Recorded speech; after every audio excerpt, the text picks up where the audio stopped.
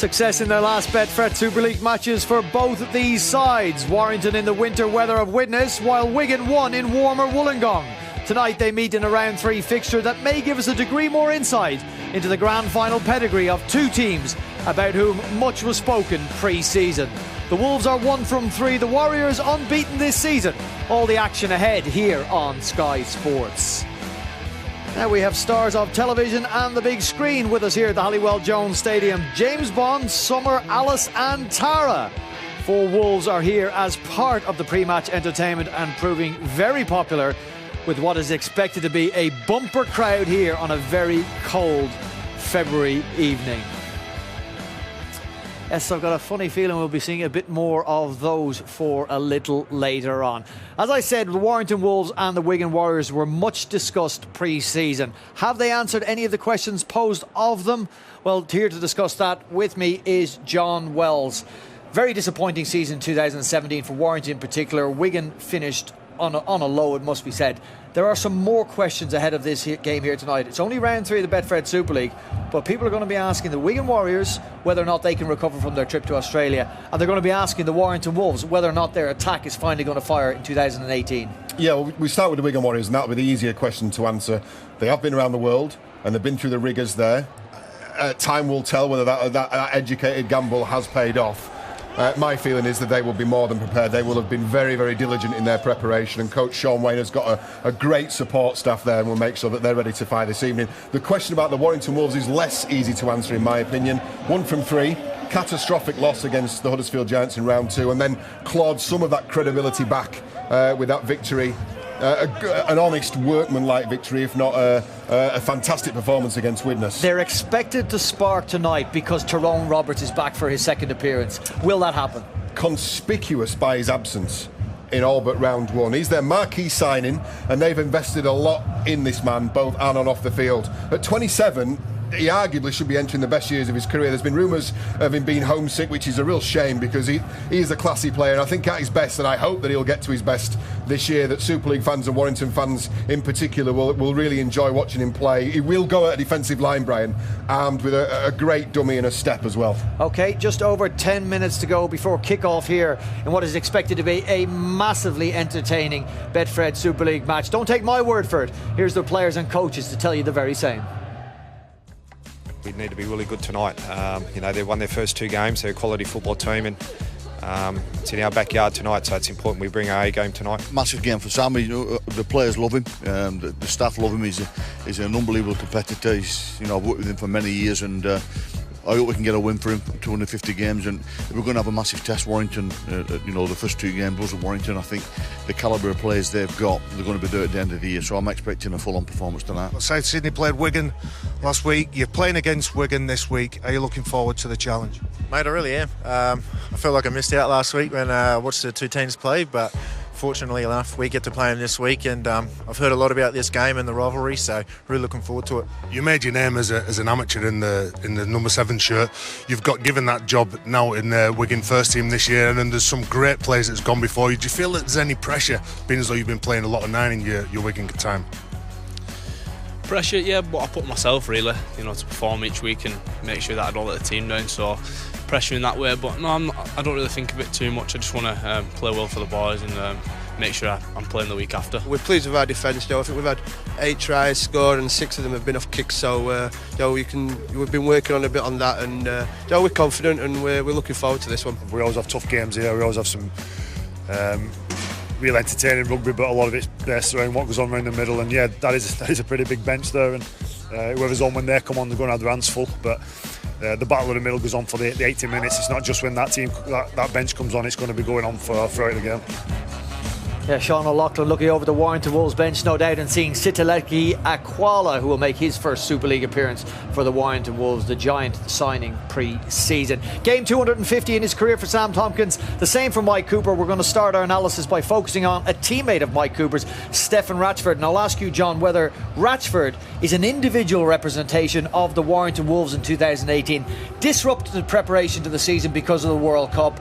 Started well against Leeds, bottomed out against Huddersfield, and there's a sign of a revival recently in performances. Yeah, a microcosm when you look at him of what's happening with the Warrington Wolves as a whole, but also more than that, because he's in such a key position at fullback these days, is, for me, arguably the most important position on the field, certainly from a defensive point of view. He has really made some adjustments to his game in the last couple of weeks, safety orientated. He's swapped flair plays for safe plays.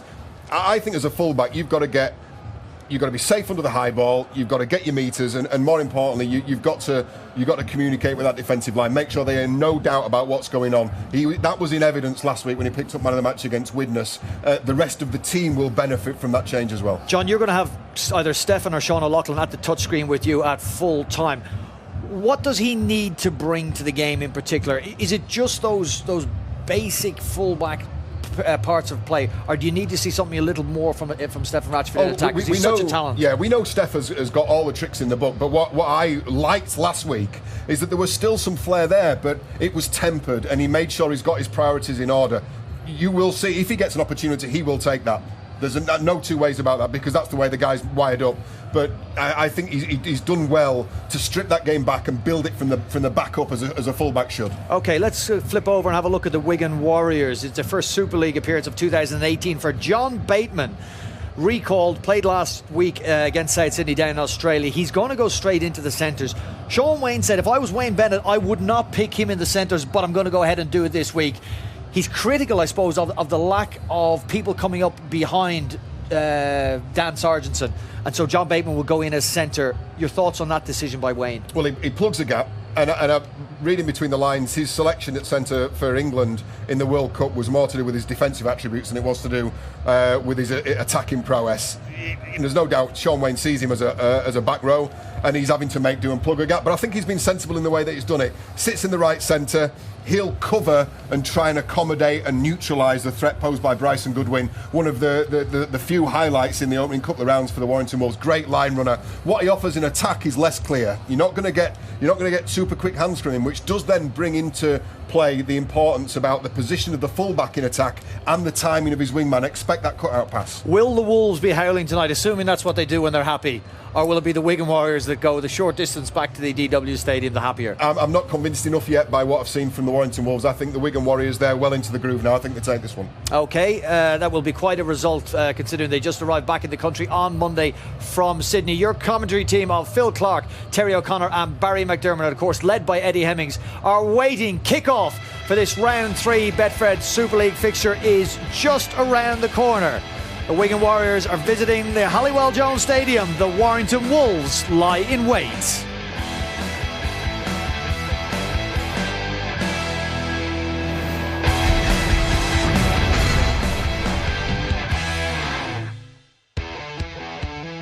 Super League's Australian adventure is in the history books, so now it's full focus on the 2018 crown.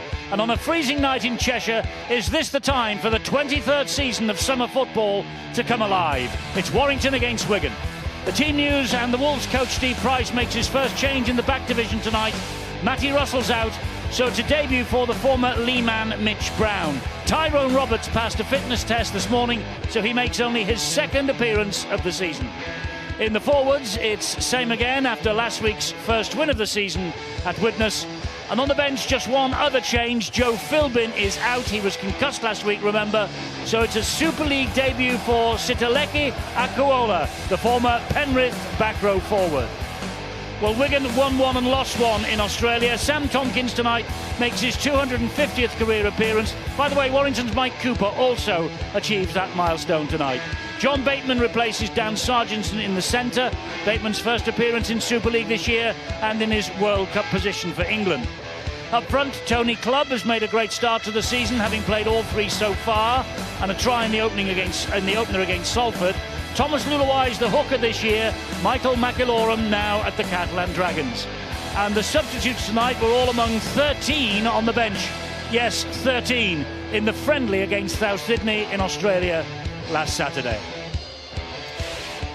So they have this pre-match light show going on inside the stadium. Below stairs, Warrington waiting, one for the First time this year at the third attempt. Now can they beat Wigan for the first time in 2018? Wigan unbeaten so far on their trip to Australia, a hectic itinerary, and maybe that all offers a chance. But everyone at the Wigan club believe it was a fantastic trip. It went so well. The players, the coaches, particularly Sean Wayne, he enjoyed every single minute of the journey down under, and we'll see the repercussions perhaps tonight, see what it has meant, what it has taken out of the Wigan side, if anything. You know, less than 18 months ago, these two met at Old Trafford in the 2016 Grand Final, but last year both clubs missed out on the playoffs. Wigan got to Wembley, though, you may remember, and they won the World Club Crown as well. Well, everyone's waiting, and we'll have the lights on soon.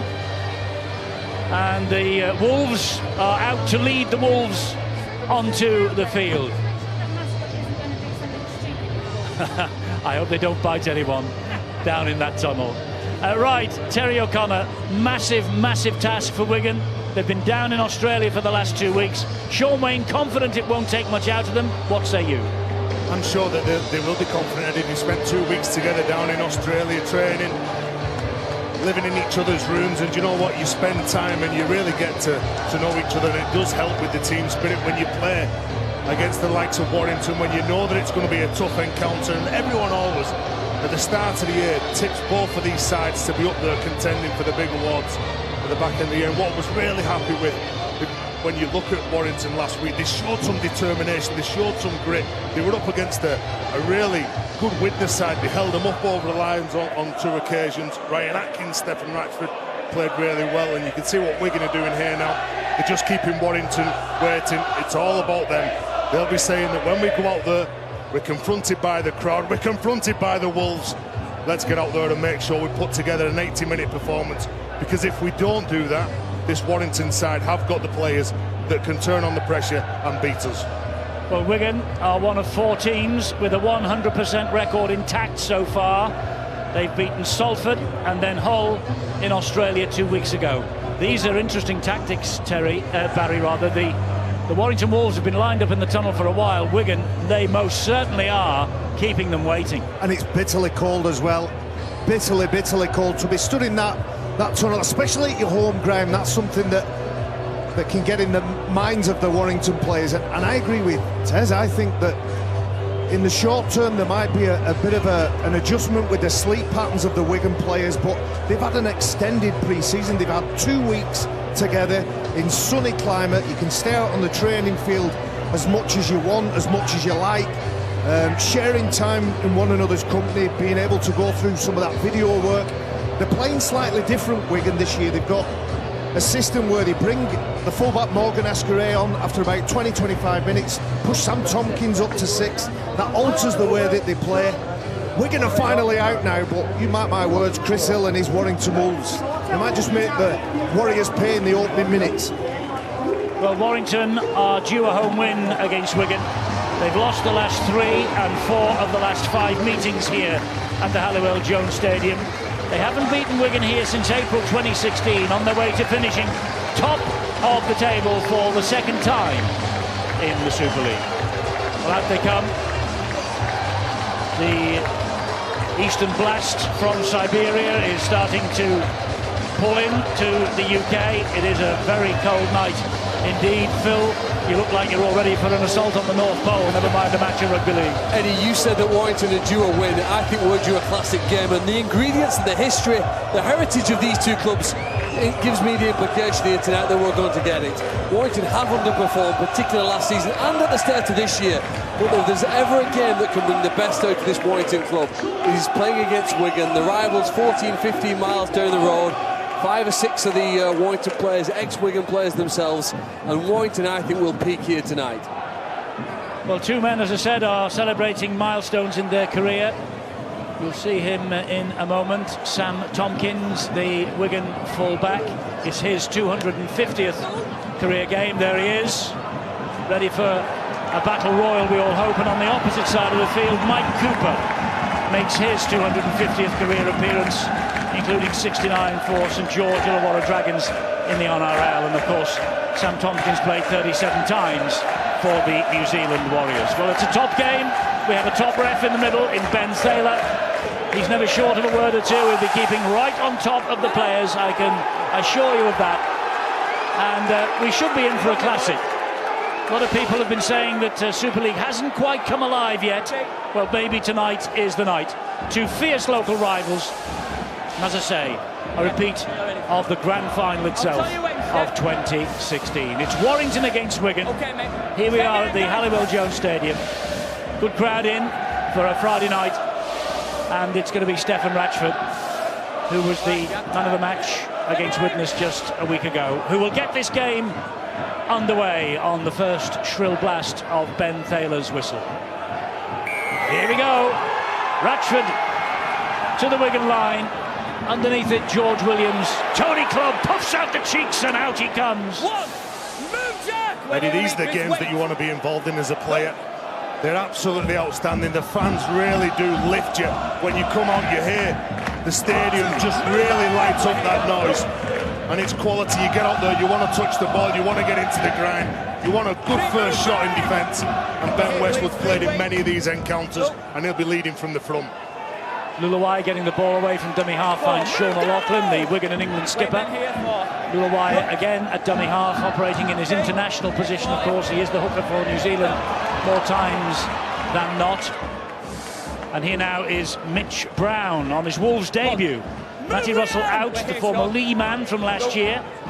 And he is making his bow in the primrose and blue of the Warrington Wolves. It's Stefan Ratchford here for Warrington, just 5 or 6 metres inside his own half. Pulled to ground, Darrell Clark gets the pass away to Kevin Brown, and he finds Ben Curry. And Curry makes it 9 metres over the halfway line. We'll play it here to Clark. This now is Mike Cooper. Tried to poke his nose through a little hole. It was quickly closed down by the Wigan defenders. And Westwood finds Roberts. Roberts gives it to Jack Hughes. Jack Hughes, a former Wigan man, and gets the first penalty of the night. I think it's because Roberts maybe was taken out in back play, was he? Because he doesn't look well. Yes, it was a late challenge. I don't think there was any contact with the head, but it was definitely late. It was Tony Clubb, wasn't it? He's a maverick player. Tony Clubb. Tyrone Roberts, you don't know whether he's going to show a goal. You can see he's been penalised for a late shot here. And Sean O'Loughlin told to have a word with him. It's contact on the outside of the knee, isn't it? Is it knee on knee? I think we look here now that it's a right leg from Tony Clubb that hits Tyrone Roberts.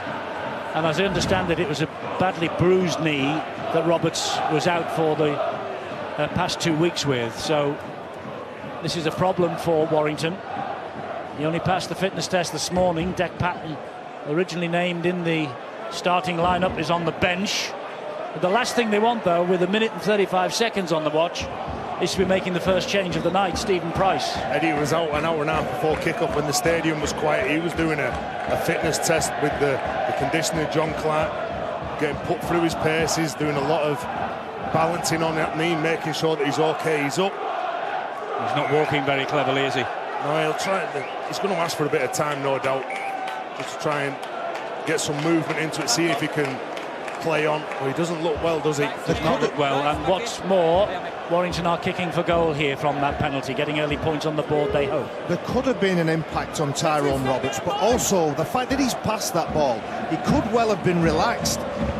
If there is a little bit of an injury and there's some instability in that knee, if he's relaxed, he might have tweaked something, but Bryson Goodwin will attempt to capitalise and take the 2 points available.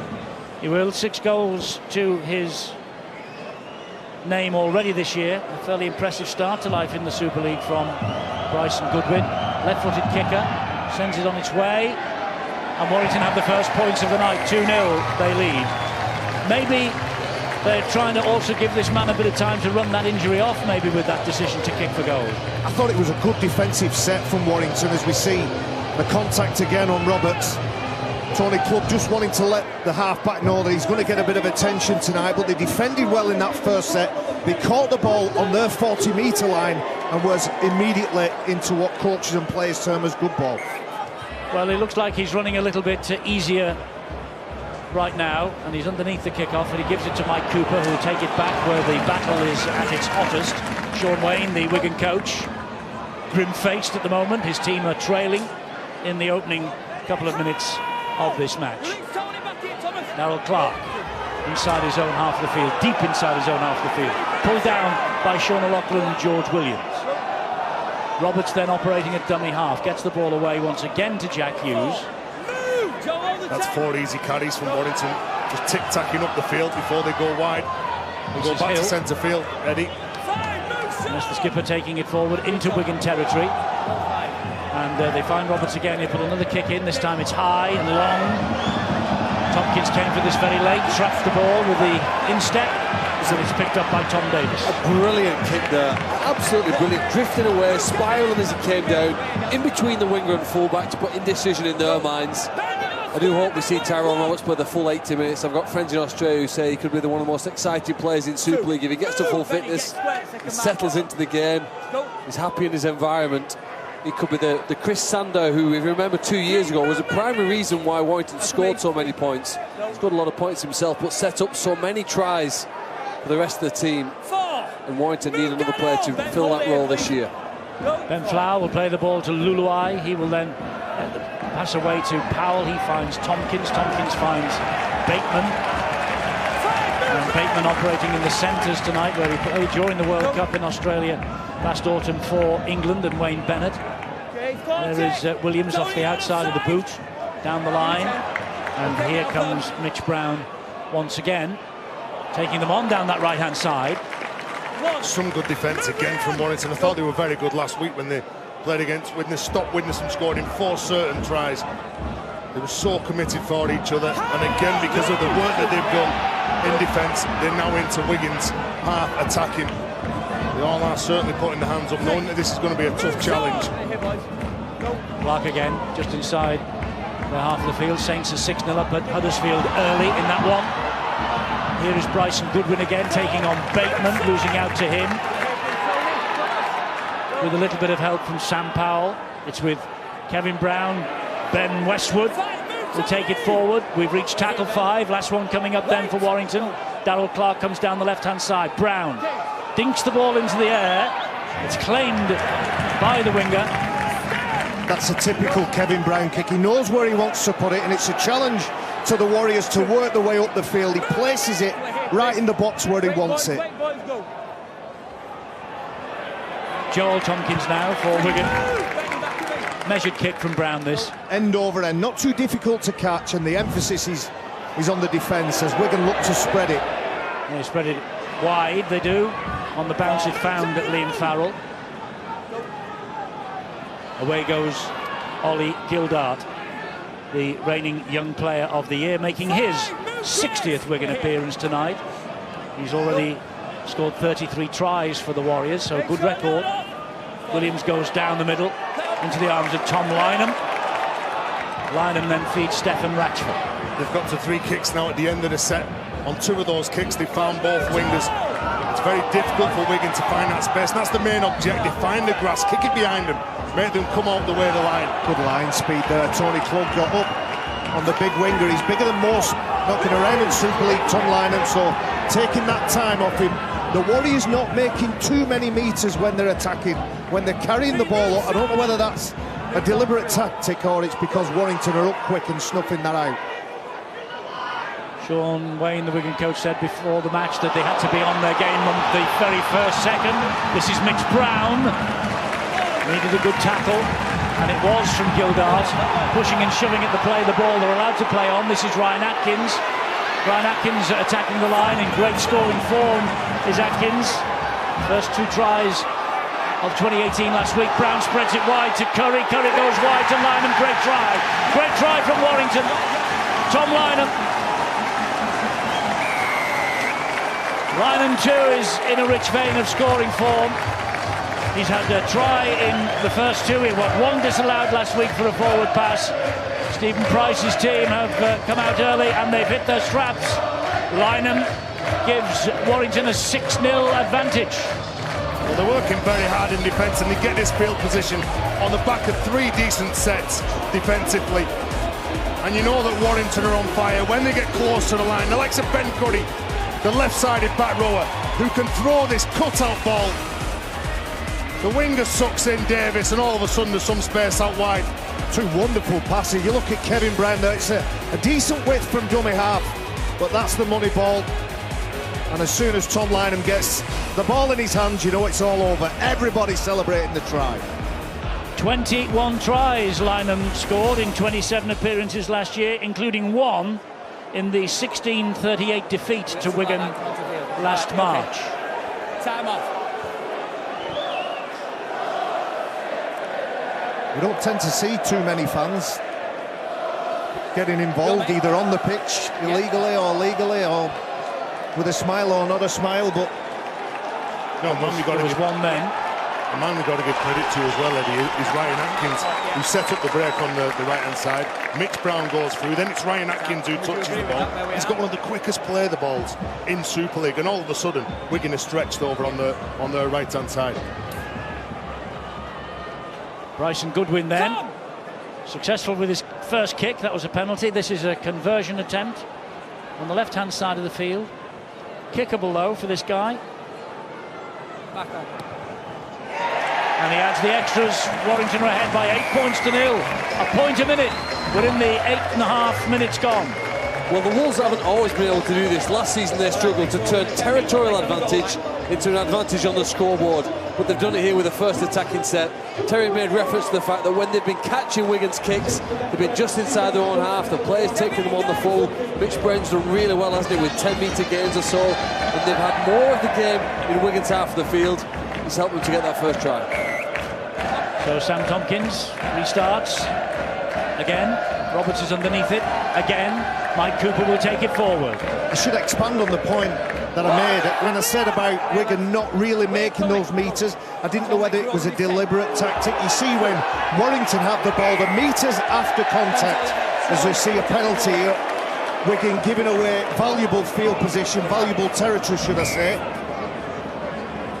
Tyrone Roberts just catches one right around the chops from Sean O'Loughlin. I don't know whether when Wigan are carrying the ball up, they're looking for the flow, they're looking for the quick play of the ball. Metres after contact for Warrington Wolves is gaining territory, gaining momentum and giving them those fast play of the balls. So here they come again, the Warrington Wolves, leading 8-0, looking to increase that lead here early. And Wigan only arrived back in this country Monday morning. Hardly trained, obviously, this week, trained in the stricter sense of the word. They've been obviously in for duty, but there's been massages and hot and cold water treatments, I'm sure, trying to get them ready for this, trying to shake off the effects of the long flight home. Ooh, there's a swinging arm there again. This time it was on Ben Westwood. Brown, short pass, ball from Curry inside to Ratchford. Just held up 9 metres short. Warrington at tackle number 5. Kick from Brown goes out to the right-hand side. Hanging in the air, claimed over on that far side too. Good work. We saw 2 tries from Warrington. Ryan Atkins scored 2 against Widnes last week. You heard Ben Westwood mention it. They've only surrendered 8 tries and 6 of those have been from kicks. Wigan then now trying to work this ball away from their own end of the field, and Warrington trying to make sure that they don't do that. 10 metres away after 3 tackles. Really struggling for me, Ted. It's a good mindset here from the Warrington players. Horrible bobble on that, and Williams has to retreat and regather it, retain the possession for his team. Curry pulls Westwood off the grounded player. Look at this defence from Warrington. That's tackle number 4. That's tackle number 5. They only made 6 metres. The kick will have to be good. Powell puts boot to ball right down the middle. Ratchford collects it on the full, slips as he does so. Will bring it back. Finds Lynham. Lynham gets away from the first would-be tackler, Bateman. Bateman misses Bryson Goodwin first time. Doesn't miss him second time. Eddie, that's teamwork. That the forwards have done all the hard work, restricted the yardage that Wigan were making. Then all of a sudden you'd ask your backs, your outside backs, to catch the ball on the full and get it in that good field position. Bateman is hurt in that. He's up though now. Cooper gets the ball away brilliantly to Roberts. Here comes Jack Hughes. He flicks it out the back and finds Ryan Atkins. Ratkins gets away from Gildart with strength. Here is Mitch Brown again. And some good touches over there from Ryan Atkins. 12 minutes gone and Warrington dominant from the very first whistle. This is Hill. Comes inside Lulawai. Gets the ball away to Clark again. 4. Move over! Go. Jack Hughes finds Tyrone Roberts. He in turn finds Westwood. Westwood takes it to within 9 metres. Reach tackle number 5 have Warrington now. It's with Kevin Brown. Dabs it into the in-goal area. Davis with work to do, and Goodwin sees to it that he will not escape. Stephen Price's men are forcing the pressure. A little nod over his shoulder, and Kevin Brown, he knew he had 3 players outside him. I think the forwards for Warrington are doing a tremendous job. They are laying the platform. The likes of Chris Hill, Mike Cooper, Ben Curry, Jack Hughes, they're landing on the front, and the old stage of Ben Westwood as well. The patient, you saw a very patient attitude. There was a couple of offloads, and it's a disciplined side that after a couple of offloads can make that call and say, no, that's enough. Darryl Clark did that. He took the tackle, and from that play the ball, Kevin Brown put his side in this position, and they're building pressure nicely, the Wolves. Goal line dropout. Acrobatically claimed by Stefan Ratchford. And they begin this set then 23, 24 metres maybe away from the Wigan line. Curry. And there is Brown. Now it's Westwood again, straight down the middle from Ben Westwood. Liam, wait on the flank. Come on, you're getting close. 36 years young. In his 20th season in Super League. Clark to Roberts, gets the pass away to Hughes. Solid defence then from Williams and also Liam Farrell. Clark finds Roberts once again. Roberts running laterally into the body of Flower, bounced off him, but was finished off by the second man in, Sean O'Loughlin. Now it's with Kevin Brown again. Brown comes back up the middle. He is brought to ground by the 2 big prop forwards. Clark knocked on. He knocked on at the play the ball, did Darryl Clark. He didn't regain his feet, did he? Then Kevin Brown, he was too urgent to play the ball. Knowing that Darryl Clark's behind him, one of the most explosive players. I think it's a mistake from the officials. There's no knock on, is there? But well, I think the referee's penalised him for not regaining his feet, hasn't he, Stuart? Well, it's a poor play of the ball. He put his hand back down on the floor, which it technically should be a penalty. Wait, boys, please. He's blown for a knock on. Wigan get possession of the scrum. Calm it down. And in some ways, Eddie, that's symptomatic of the problems that Warrington had. I'm going back again to last season. They've had 60% of the possession. They've been all over Wigan's try line, and yet they only lead by 8 points to 0. And that has to be a minor concern. They've started this game particularly well. I thought the rugby they've played has been brilliant, but maintaining that same confidence level. If you think your mind back to last week, the game finished at Widnes. They were almost clinging on, kicking the ball over the sideline. Very nervous at the end of that match. Can they stay with this confidence level throughout? Well, the scoreline just gone through the bottom right-hand side of your screen. Hull Kingston Rovers 6 up at Salford. Salford still looking for their first win of the season. Hull KR, of course, got their first last week in front of our cameras against the Catalan Dragons. Back here. Go. This is O'Loughlin. Gets the offload away to Williams. Brings it back where all the heavy traffic is. This now is Tompkins. Little hop, skip and a jump from him. Gets away from Brown. Finds John Bateman. That's the 3rd occasion when John Bateman has had the ball on the right edge. He's looking to get to the left. We've talked about him playing in the centre for England. He played in the left centre for England. He's drifting over to that side when he has the ball. Williams spins the ball wide and finds Gildart. Gildart dabs it towards the Warrington fullback Stefan Ratchford. You know you've got to be good on Stefan Ratchford. The metres that he makes from kick returns and scoots, he's up there the best in the competition. Ready, boys. Go. Here comes Mitch Brown again for Warrington. And again, there's not much in some of the early players for Warrington. From the outside backs getting in to help the forwards, then all of a sudden the forwards turn up, the likes of Chris Hill. But look at the metres they're making. It's easily trundling up the pitch for the Wolves. It's Roberts again. Oh, it's an attempted tackle by Williams. Looked like it was going to be A-OK. Roberts has gone down again a little bit late. Here is Ben Curry. Curry coming forward, but halted by Ben Flower. Has he injured himself there? Yeah. he seemed to drop to the floor, didn't it? He's had trouble and issues with that knee. 5. Thank you. Here we are. That left knee, of course, ACL injury. Hardly played last year. Had a wonderful World Cup. He steps off it here and just drops to the floor. There you go, watch him. He doesn't like that. Anyway, all right, play the ball. But you can see Ben Flowers straight away. He knew he was hurt, wasn't he? He didn't affect the tackle. He didn't lend weight. Well, Wigan fans behind the posts on the left-hand side of the field are applauding in the background in memory of a 12-week-old little girl, Ava Marie Flavel, who passed away last Thursday. Ava Marie is the daughter of Neil and Louise Flavel. Neil is best known as the Wigan mascot, Mighty Max.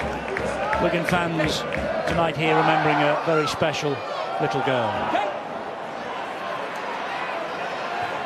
Now, can the Wigan Warriors spring from defence to attack? Chris, wait here, boys. Wait, go. Well, this is where they're going to be trying to look to find some space. But if you look up, all you can see is that blue line in front of you. Thomas Luluai urging his big men up to carry this ball. And that was a strong carry, but met by Ben Westwood. Really so dominant. Look at that, 3 men in, peeling off. Wait, go. Wigan haven't had a chance yet, have they? 16 minutes gone. Farrell. 4. Move it down. That's tackle number 4. This is Luluai. Here is Williams. Reverse pass finds O'Loughlin. He then gets it to Luluai. Good hands. The forward from Liam Farrell to Oliver Gildart. And I think that's the pressure that Warrington are putting on Wigan. They're making them play Jack Hughes into the face of the Wigan player. And it's a rushed, hurried play. There's the forward pass. No doubt about it, Oliver Gildart is actually stood in front as he's supporting. And Sean Wayne's side, obviously they will tire in that last quarter. And I suppose Warrington's game plan, at some point in the week, they'd have talked about the start and they'd have talked about the finish in this game. Huddersfield have levelled matters up against the Saints. And so have Salford against Hull Kingston Rovers. Massive match that for Salford. Wait there, mate, I'll tell you when. Stay on side, wait there. Tyrone, okay, so the scrum will form. Out! Wigan won on this ground 3 times last year. It's the best run since the ground was open 14 years ago. Their only loss to Warrington came on their own pitch in July. 10 points to 16. This is Bryson Goodwin. Looks lively, doesn't he? Has done from the start of the season, but lively defence as well as they bundle him over the sideline. Well, he was manhandled, wasn't he? He's a big man, Goodwin. He gets this ball, tries to get outside of Wigan. All of a sudden, John Bateman comes back in. He's helped by his teammates in Thomas Luluai and Davis, who keep him up, know exactly where the sideline is. And that's very good defence. Good defence from Wigan, pushing Goodwin over the sideline. Wonder what we'll see tomorrow in our Saturday afternoon fixture on Sky Sports Arena. The Castleford Tigers, last year's league winners, of course, against the Challenge Cup holders, Hull FC.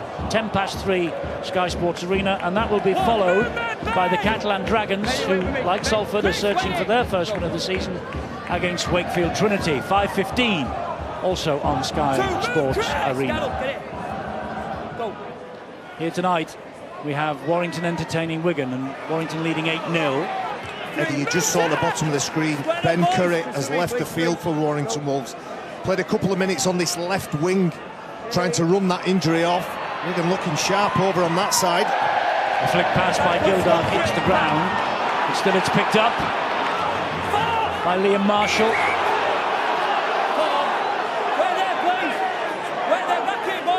Referee wants him to play the ball rather than flick it when he's sitting on the ground. This is Williams. Williams dabs the ball down the line, finds touch. Ben Curry, I'm sure I saw him go straight up the tunnel. I'm sure we'll get an update at some point on the injury and the extent of that injury. But big Ben Murdoch-Masila, they've got a good pack on the bench, and at the right time, Steve Price will introduce those weapons, and Ben Murdoch-Masila is the first of them. Yes, big money signing, there he is, from Salford. Tongan international in the last 2 World Cups. He was a sub at Widnes last week also. They've got a big bench, haven't they, going into this game in Murdoch-Masila, Crosby and Aquala. They are all absolutely huge. And that's something that Sean O'Loughlin talked about before the game, that they've got to make sure that they control those men when they're introduced to the field.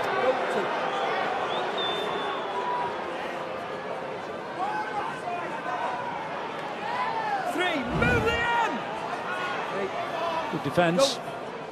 It's Brown hitting the deck. This is Roberts again. 4. Move, Sean! Clark. There's nothing wrong with the contact from Wigan. When they're defending, they're hitting hard. It's just the metres that Warrington are making that's the difference for me in the opening quarter. Last tackle here, so expect the kick. Farrell trying to prevent it. Tompkins picking it up. Ball into centre field with Liam Marshall again. Again, where did he go? You can hear the Warrington players shouting, get numbers in. Coming down the right-hand channel this time, but the Warrington defence is outstanding. Eddie, you're right. It's probably the best 20 minutes Warrington have played for a very long time. The defence has been superb. Their attacks look pretty sharp, and we're going to have had to work hard to hold them out from scoring 1 or 2 more occasions. It's about the patience here, though. Can they concentrate to continue to do this? If there's going to be coming a crack, it seems to be on that far side, the left, outside George Williams, with Farrell and co over there. That looks most dangerous for Wigan. They're bringing it down the middle here. Powell to Tompkins, wide then to Bateman. Bateman halted by Bryson, gets the ball away to Tompkins. Here is Sam Powell once again, operating with the famous Wigan number 7 on his back this year. As Luluai with 9 finds George Williams. Williams on the last. Has to get a hurried kick away. All the Wigan players are inside the 10, they're offside. It would be a hurried kick if you've got someone like Ben Murdoch-Masila stood in front of you.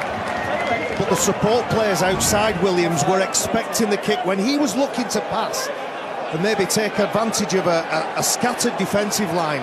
All the players were in front of him. That's the reason it's such a sloppy end from Wigan. I don't think that's a bad play, though. A run around on the last tackle. Very few teams do it. It's a variety of play. It didn't execute well and it hasn't worked.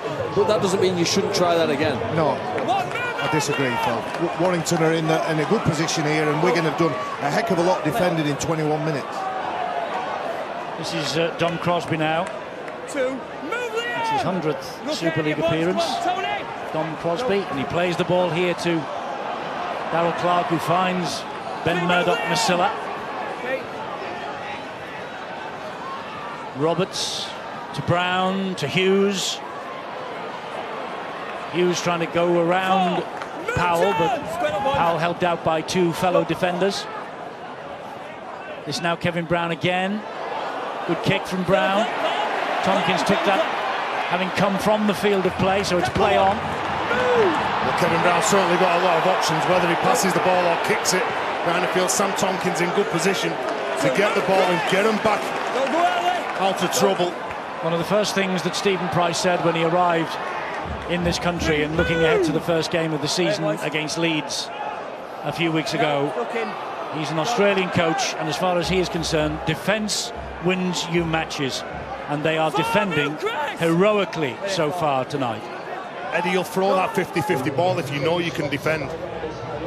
And obviously Warrington have got a good team on paper. They can all attack, but they need to defend. With a high kick, this is going to come down the centre field. Ratchford's after it and claims it well. I think the Warrington fans felt that Ratchford was tackled in the air. Sam Powell certainly up quick and in the face of the fullback. I think he was very good as well. Last week he commanded all those balls when he went high. Good run from Bryson Goodwin. Gets the ball away to Tom Lynham. Bateman with the tackle. Helped out by Joel Tompkins. That was Hughes. This is Brown. Showed it to 2. Gave the ball in the end to Ratchford. Ratchford tackled by George Williams. Then Curry's out of the dressing rooms and trying to get the legs going on the bike. Cycle machine. As Clark on the last tackle of dummy half finds Roberts again. Roberts gets the ball away to Ben Murdoch-Masila. Don't think he heard the count. They've been caught in possession there, Warrington. I think that's different to the time that Wigan surrendered possession. Wigan hadn't earned the right, hadn't gained any metres as they've struggled to do all evening, and they're handing the ball back, and Wigan have a long way to go to get within sight of that try line. We're in the 25th minute. Am I right in thinking that Wigan have yet to threaten the Warrington line at all? I think you're right. All the action's been down here, hasn't it? There might be something here for Wigan because they just got a penalty. That's the sign, though, Eddie, of a good team, isn't it? To be able to withstand 20, 30 minutes of pressure, absorbing your opponent's being in control, being on top, having more possession, but yet not capitulating, not falling yourself tired, not lapsing in concentration, working hard, being patient and waiting for your moment. Well, Kalima Tautai has dropped the lollies there on the end of Wigan's first penalty of the match. Warrington have had 3. But you might get penalties, you might make ground, but then you do this, bump, off you go. I think they've struggled to get through Warrington. And uncharacteristic mistakes like that. I just think that's because Warrington are just getting off the line, they're belting on suspicion, and this is where they're enjoying playing. We're deep in Wigan territory here with Crosby. Big night for Crosby, playing against his former side. Yes, doesn't take a backward step for anybody, Crosby. One of 4 ex-Wiganers in this Warrington side, and he made 92 of his 100 Super League appearances for the Warriors. Hughes taking on Sam Powell. Warrington appealing for a high shot, it wasn't coming. This is Bryson Goodwin, there's another grab. Bryson Goodwin is pulled down. That's Ryan Sutton, who's on the field in 15. Goodwin just shy of the Wigan line. Clark fires the pass. Untidily it finds Roberts. Roberts stabs it towards the in-goal area, and Sam Tompkins is there to clear up the danger. He did remarkably well, Roberts. There's a bit of pushing and shoving in the background. George Williams picking an argument with a much bigger man, but the skill set of Tyrone Roberts to collect that bobbling ball and the ability that he had to put that kick in, again, just ratcheting up the pressure. Warrington. And Taylor wants a word with George Williams after this. I don't think he was happy with that initial challenge from Murdoch-Masila. I think they just, whilst Murdoch-Masilla's trying to get back into position, he just maybe just bumps into the young halfback. Some sumo wrestling here. Well, fair play to George Williams. He's going to lose, but he's going to have a good go. He's going to go down swinging. Wait there. Back here, lads. Anyway, at the end of it all, go, tackle one, back on. Tackle 1 has been completed, and Sam Tompkins played the ball until Lima Tautai this time hangs on. Wait here, wait. Go. Warrington very quickly off the line. Sutton brings it forward. Big hit. Another big hit. That's by the new man, Akuola. And that's him. That's what he's going to do. He's going to bring some presence when he's carrying the ball and when he's looking to assert that physical presence and the size that he carries on to the pitch. A little bit of a lack of discipline. And that's something that the coach Steve Price talked about. The averaging this season, giving 11 penalties away. If they tidy those aspects up, well, they can certainly deal with most things. They don't need to put themselves under pressure. It was a soft penalty to give away that, wasn't it? It really was. Especially when they've been so dominant in that area, Eddie. Now then, Wigan are inside the Warrington half of the field on a rare occasion in the opening 27.5 minutes here at the Halliwell-Jones Stadium. So wait here, Ben. Go. Salford lead against Hull KR now, 12-6. Oh, that's a good run from Tompkins, fed by Liam Farrell, and a very good tackle by Ratchford, it had to be. Tautai finds Williams. First time we're going to threaten this Wolves line. They've still got a couple of tackles left in the insurance policy. It's with Luluai. Turns the attention of the attack down the left-hand side. Williams. Solid blue wall ahead of him. Williams gets away from one, loses the ball forward. Here comes Darrell Clark on the free play. When Sean Lane will look back at that set and think, what's going on, lads? Who's taking control? You're down close near your opponent's line. We've been under pressure. We've been defending our line. And we've got our key playmakers running across from one side of the field to the other. Murdoch-Masila is dropped to the ground and dangerously in the view of Ben Taylor. Well, he's not backing down, is he, George Williams? The bigger man who's going to run at him, and it's up to Liam Farrell to be the bodyguard for the young halfback. George Williams is going to get some attention. Farrell needs to get over and shut that play down, but Williams taking it upon himself Ben to give it Taylor's out. view was that was a dangerous tackle. Yes, well, Williams has lifted him off the floor and then let go of him in mid-air, so he's no real control over how he lands. So that'll be the reason for the penalty. It's more of a safety issue. The Another strong carry here from Crosby. Yes, Warrington very much on the front foot. They have been for 29 minutes and they lead 8-0. It's not a winning lead by any stretch of the imagination. Akuola, and I suppose Wigan will be feeling maybe they're playing a get-out-of-jail card here in the first half if they can hang on to half-time or even get up the other end and pinch one. They've spent a lot of energy in that opening 30 minutes. They've defended a lot. It's going to take some kind of toll, and I suspect it'll be in that last quarter. Here is Hughes. Hughes gets the ball away somehow to Kevin Brown. Brown then fires the pass and it finds Roberts. Roberts up and over the top looking for Mitch Brown. Very well claimed. Well claimed by young Liam Marshall on that left-hand side. He did very well, didn't he, on the third play then? Tyrone Roberts thought he saw some space over there for the bigger man in Mitch Brown. But look at this, he backs off, jumps at exactly the right time. It's the second time they've kicked relatively early in the tackle count for a try. Neither have come off. Is that a compliment to Wigan's defence, or a fact that they've just prepared thinking that we're going to score by kicking through the opponents? Williams gets the ball away to Ryan Sutton. Dominant tackle by Kevin Brown. Last one, that was. We're going to have to kick again from inside their own half of the field. That's a horrible bounce for Lynham. It gives the chasing Wigan defenders time to come up and effect the tackle. And we've got the first of our NRL offerings for you coming up on the 8th of March. St George Illawarra Dragons against the Brisbane Broncos. The next day it's Newcastle against Manly. These matches all on Sky Sports Arena. That's at 6:30 in the morning. Terry doesn't know there are two 6:30s in a day. North Queensland against Cronulla follows that at 8:45. Thursday, Friday, your days and dates for rugby league here on Sky Sports. Over 200 matches we have for you this year. This is Darryl Clark. I bet Wigan know there's two 6:30s in the day after their trip back from Australia. This is Brown, dabs the ball to the corner, looking for the big man Lynham. Warrington had 3 scoots. That's runs from behind dummy half in that set then. And they must have made 45 metres. Well, then Bryson Goodwin got the ball and he scooted after Stephen Ratchford. The Wigan defenders, they were still backing off. They weren't going forward, they weren't pressuring him. And then obviously Darryl Clark a couple of plays later. Would you think that Steve Price will be a little bit disappointed? So much dominance and yet they're only 8-0 up. Not one bit. I think he will see this as a perfect game plan. Completing sets, getting to the kick. Just I keep going back to it, taking some juice out of the tank of Wigan, who because of the last 2 weeks will suffer at some point. They've been so dominant, so dominant, an 8-0 scoreline. I agree with you. You only need to win by 1. Well, I know you do, but Wigan could hit you from anywhere. They need to get near the try line. I know what you're saying, Eddie. It's a good point, but I think Warrington look they're more energetic. They look sharp. They look keen. Yeah, but you've got to score points, Eddie. You're right. You're probably going to need more than 8 to win this match. You would think so. All the odds are stacked in the favour, haven't they? They have all the ball, all the attack.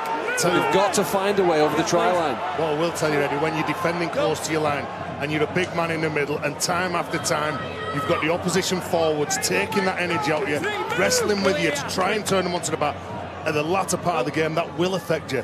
Doesn't matter what the scoreboard says now, it's what it says in 80 minutes. Lovely work from Kevin Brown, a lovely dummy that Wigan took. Chance there maybe for a penalty, non-forthcoming. Here is the big man, Akuola. He's halted a metre from the line, looking for a try in his Super League debut. Clark to Brown, Brown to the in-goal area. Brilliant. And it's shuttled over the line dead by Morgan Escaray. This is sustained pressure by Warrington Wolves, who are just gradually taking control. A lovely show and go by Kevin Brown. Doesn't panic, doesn't throw a speculator, gets up and plays his ball. They're playing the percentages really well, Warrington. And again, what is it? It's more pressure, it's more.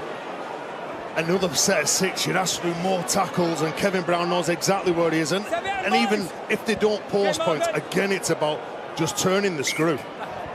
And as our dear old pal Steve-O would have said once upon a time, Warrington are turning the tourniquet. There's a mistake, right? Mistake here by Warrington. That's about the first they've made. Well, they've just loosened the tourniquet. Well, as he's I going don't down think to Wigan get that ball, he intended. just loses it under the pressure I don't of the think Wigan defenders. Wigan intended to contest that restart, but he miskicked the ball, Escaré, and in the end the pressure from the Wigan players forced the mistake from Ryan Atkins. It bounces back towards him, he can't take the ball in. Liam Marshall's done really well to hassle and harass him, and they get the ball back. It's good play.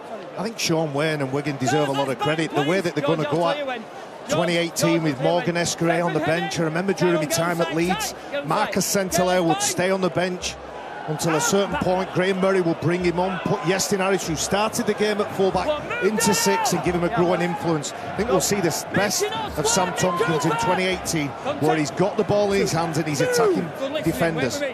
Well, he's standing one out from the play the ball, but Powell went the other way, went down the left-hand side. Sutton will play the ball to him. And here he is, Tompkins. Leaves it for Escaré. Escaré then to Bateman. Move right, sir. With me, Dom. No. Bateman looking for a penalty, not forthcoming. Escaré into centre field to Tompkins again. Tautai. Fine, make move. Last tackle here for Wigan, 20 metres out. Can they get a repeat set at least? As Williams fires it out to Farrell, and Gildart dabbed the ball forward. Did he get it before it hit the ground? It's head and feet to Wigan. But he's asking the video referee, Robert Hicks, to be involved for the first time and just check he's got this decision right. Because it's whether he plays at the ball, Atkins, and I think you can see clearly there that he puts his foot out to block the path. And Oliver Gildart just got his toe to it before it hit the ground as well. I don't know. Just. And yes, I think he has. I think you're right, Stuart. Atkins has played at that football. Warrington head and ball, not played at. Well, I've just heard Ben On the Thaler 20, say he's please, reversed boys. the decision. It's Warrington's head and ball. I think there's a difference between a reaction and somebody that's playing for the ball. He's moving towards him. In my opinion, I think he reacted to the ball coming towards him. But so that means he played at it. So I think he reacted, and obviously the referee. So you think the referee's got it wrong? Yeah, I think the referee's got it right. Well, if he reacted to it, touched it with his foot. So Ryan Atkins, whilst the ball is coming towards him, has reacted. The ball has hit him rather than him playing the ball. Wait here, boys. Wait, boys. Wait, boys. Okay. You're right. He's just pointed at the screen, says talk about what's on the screen. A lot of penalty goals there, aren't they? The other fixtures you saw below. Points hard to come by, not just this game. They're given penalty opportunities. Seeing the score lines below, teams just adding on that extra 2, but Warrington would love an extra 4 or 6 here now before half-time. Ratchford has hold of the ball. Man of the match last week against Widnes. Glided through the Widnes defence for his try. Lovely play. Crosby, that was a big hit. But metres after contact importantly again. On halfway, they're on tackle number 5, and Roberts with the kick. In between fullback and winger, Escaré takes control. The Frenchman, a couple of hops, couple of skips, and sees a little gap, and a good job that Atkins was there to bring him down. He'll give him something at the back one. He's got right zip in his run. And this is where they've been struggling, bringing the ball away from the line, kicking from deep. Whereas every time that Warrington seem to be catching the ball, they're catching it 30 metres, 40 metres from their line. Willie Iser now for Wigan. St Helens stretched the advantage at half-time, 14 points to 8 at Huddersfield. Unbeaten, of course, the Saints. Escaré lost the direction slightly. That was good defence from Tyrone Roberts. This is Williams, gives it to the big men. Tautai. Tautai trying to outmuscle Darryl Clark. Williams up and over the top, and we'll find touch on that far side. Well, they're quite happy, aren't they? There's a couple of times now that George Williams has been quite content to kick the ball out of the field. Instead of maybe coming up with an attacking play close to the line, putting pressure on Stephen Ratchford, who is very good in the air, but if you send some of those big troops down at him, or the likes of Liam Farrell,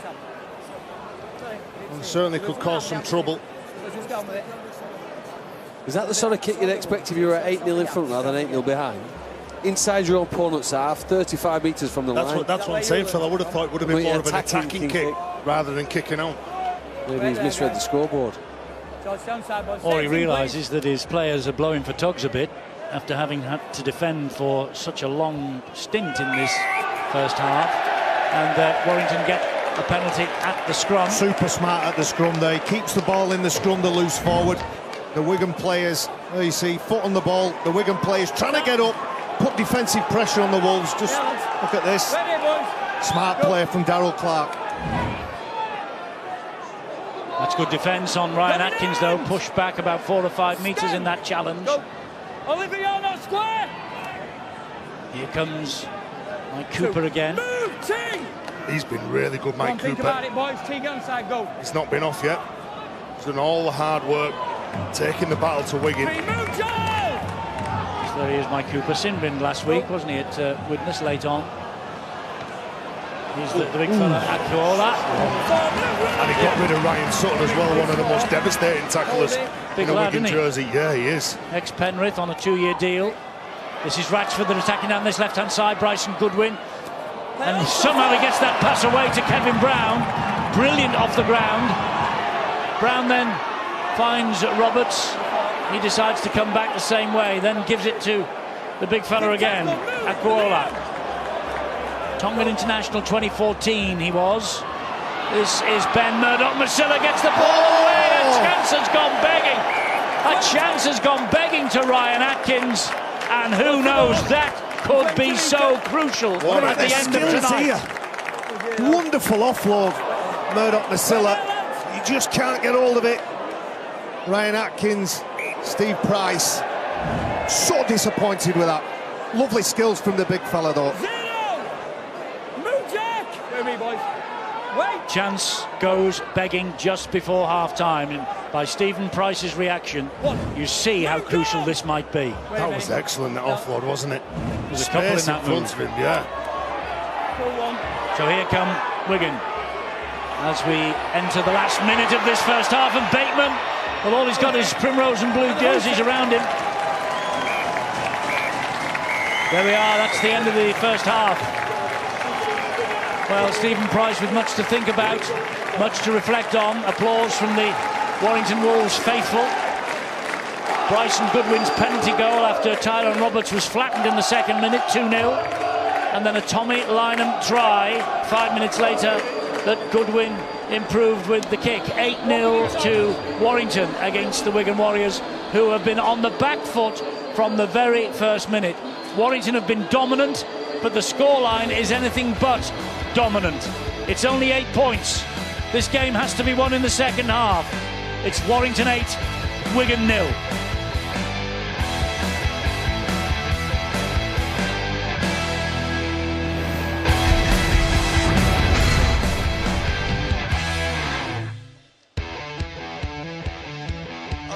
Fans of football on Sky Sports Football from the Sky Bet Championship, we've got Sheffield United's trip to Hull. It was a 7 p.m. start. Tomorrow from the Championship we've got Fulham and Wolves. It's a 5:15 start again, Sky Sports Football.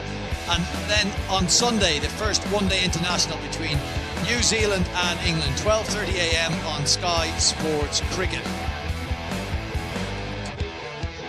Right, well, we are here at the Halliwell Jones Stadium. It is 8-0 to the Warrington Wolves at half-time.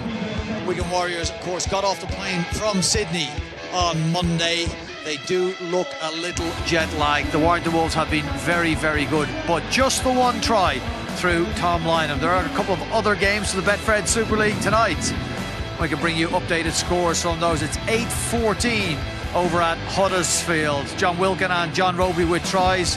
Danny Richardson with 2 conversions and a penalty for St Helens. Danny Brough with a try, penalty and conversion, scoring all of Huddersfield's points. Salford through Gareth O'Brien and Junior Sow, and the boot of Gareth O'Brien lead 18-6 against Hull Kingston Rovers. Thomas Minns with a try converted by Ryan Shaw, scoring the points for Hull Kingston Rovers. John Wells, you've often talked about the players operating under pressure. We're going to ask you to do part of your halftime under pressure as you're joined by James Bond and Summer here at the touchscreen.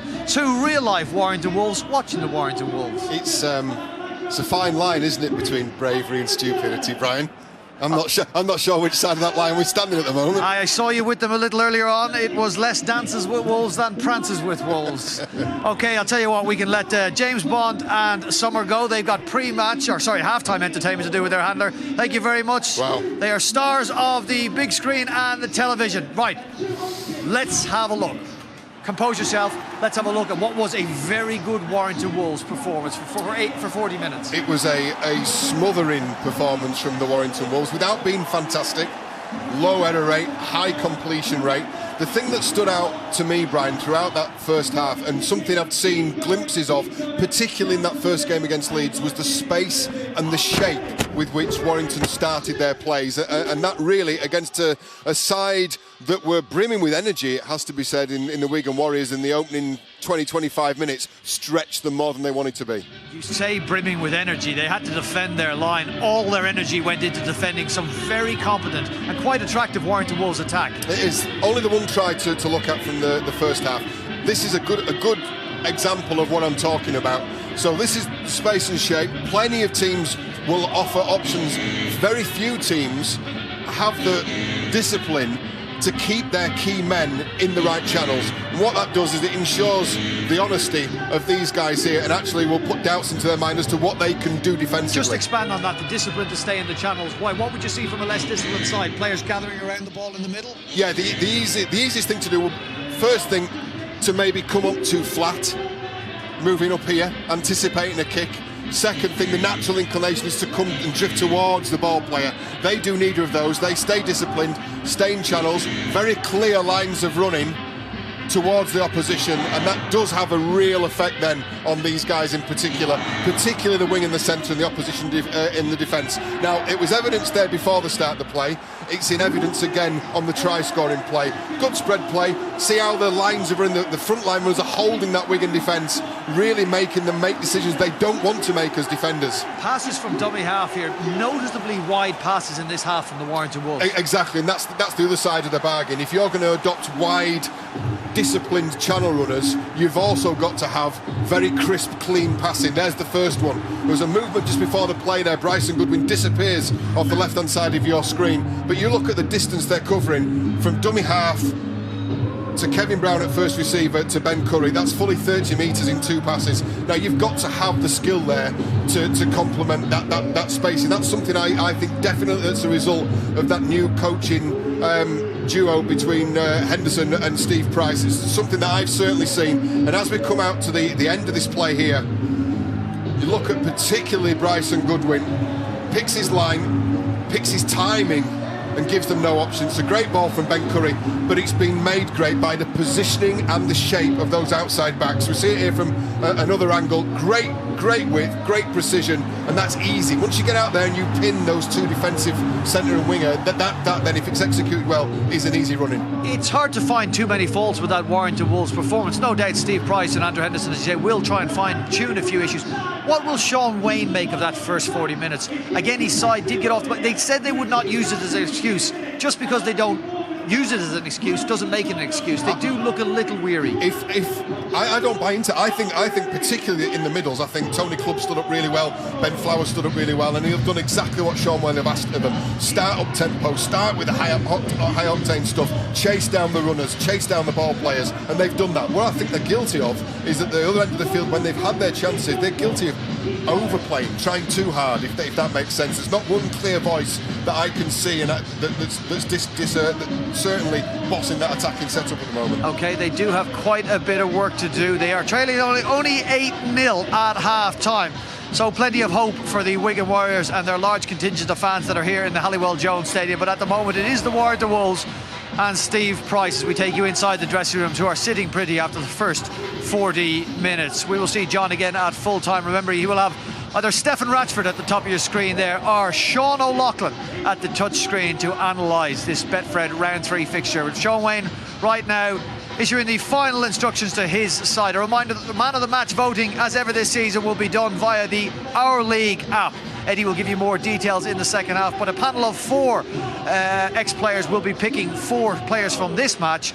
That will be the shortlist, and then you can decide through the Our League app. Okay, time now to go to a break. Second half of this Betfred round 3 fixture coming up.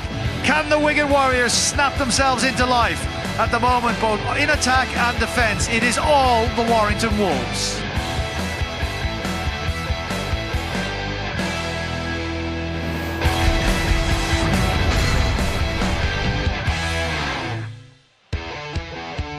Featuring the Betfred Super League here at Warrington tonight, but at the start of March, Thursday and Friday, the 8th and 9th, the NRL season kicks off down under. St George Illawarra against Brisbane. The NRL is back live on Sky Sports this year.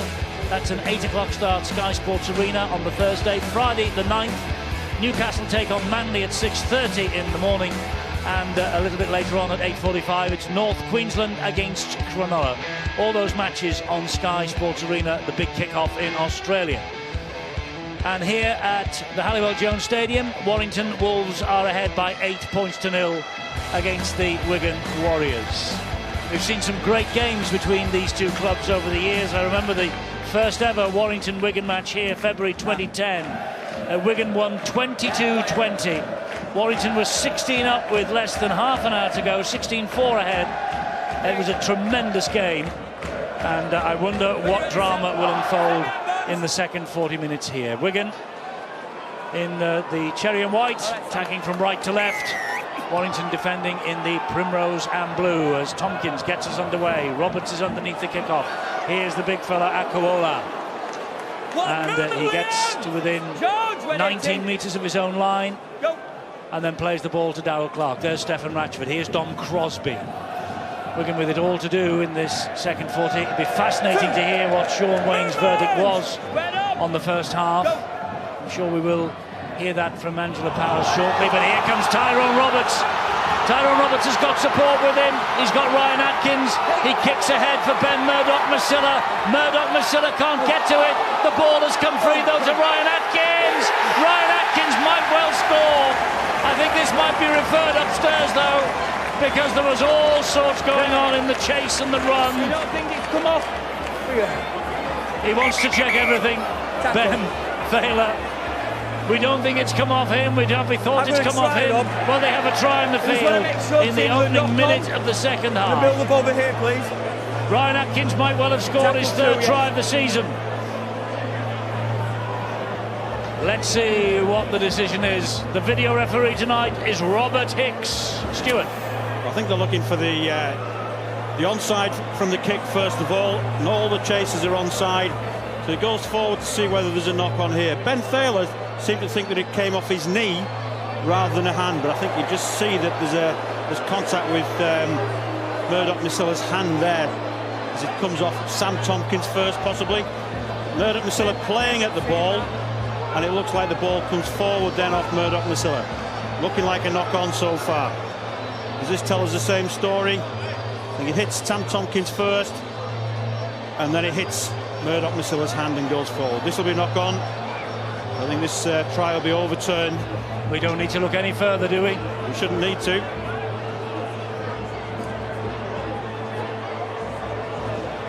Well, if it's denied, Eddie, it looks like it will be. They've bombed a chance here. Absolutely. It's as if you get more points if you kick the ball and pass it. Mitch Brown was clear on the right wing. He must have mute pressed on the voice box because there was nobody in front of him. It's going to be turned down. No question about that. This is no try. And it is an almighty escape for Wigan. Come on the 20, right? Knock on by Ben Murdoch-Masila. There. Got Tompkins' knee, but then it did hit Ben Murdoch-Masila's hand, and he looks as though he's trying to grab at it. It's the right decision, but what about this from Tyrone Roberts? No, the show and go. He's a good player. And had a couple of players around him. He chose to kick the ball instead of going to the right-hand side, like Phil said. But he is an outstanding player, can turn a game, and Sean Wayne will be really disappointed. In the first set of 6, after half-time, they've had a break against them, and they find themselves down near their own line. What do you think went through Tyrone Roberts' mind then? Do you think if he gives a kick into centre field, it's under the sticks at 6 points rather than a difficult kick from out wide? Well, I think he likes the spectacular play, doesn't he? And he's gone for that there, but I know, I understand there were defenders chasing back, and he might have thought there was a great opportunity to score the try, but it was a very ambitious play. Very ambitious. Suddenly he's got a pass to Ryan Atkins. He's got a pass to Atkins. He's got a pass out wide to Mitch Brown. It's as though he didn't even look over his right shoulder. There's too many options inside. Big escape for Wigan. Big error in many ways by Warrington. Bateman takes a few forward with him with that run. Reached the last tackle, was set for them. Powell, dummy half, back it comes to Williams, high off the boot of Williams. Ratchford, been safe all season under those high balls, has Stefan Ratchford. Right, let's find out what was the topic of conversation in the two dressing rooms. Angela. Well, you did ask Eddie, wonder what Sean Wayne said, what his mood is, and he came out with a face like thunder. That was a poor first half, he said. They might have weathered that storm with sustained pressure on their attack line, but 8-0 down, they're quite lucky to really be only that far behind. Possession is going to be crucial in this second half, he says. They need to do more with the ball in hand and stop making the mistakes when they do have it. For Steve Price, a lot of positives in that, and he wants to see them stay tough in defence and more resilient in defence. Very happy with their attack and happy with where they are on the scoreboard, although, two wasted opportunities so far. He wants to see them make the most of those. And yes, two wasted opportunities, one in each half. One right at the start of this second half we've just seen, and remember the Ryan Atkins try that should have been and never was. Davis gets one high for his corner. Saints ahead 20 points to 8 at Huddersfield. That comes from a rush kick. Darrell Clark jumps out at dummy half, has to pass the ball back to Roberts, who hurriedly puts that kick in. And then when he's chasing the kick, Darrell Clark is beaten for footwork and lunges his arm, giving a penalty away. And the referee wants a word with Darrell Clark. So let's be really careful what we're doing. Yeah, be careful with what you're doing. Penalty to Wigan. Back on.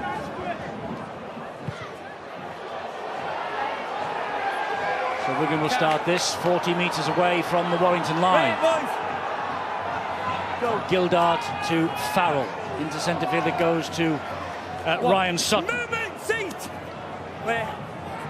Powell will take it further into centre field. And there's Tautai.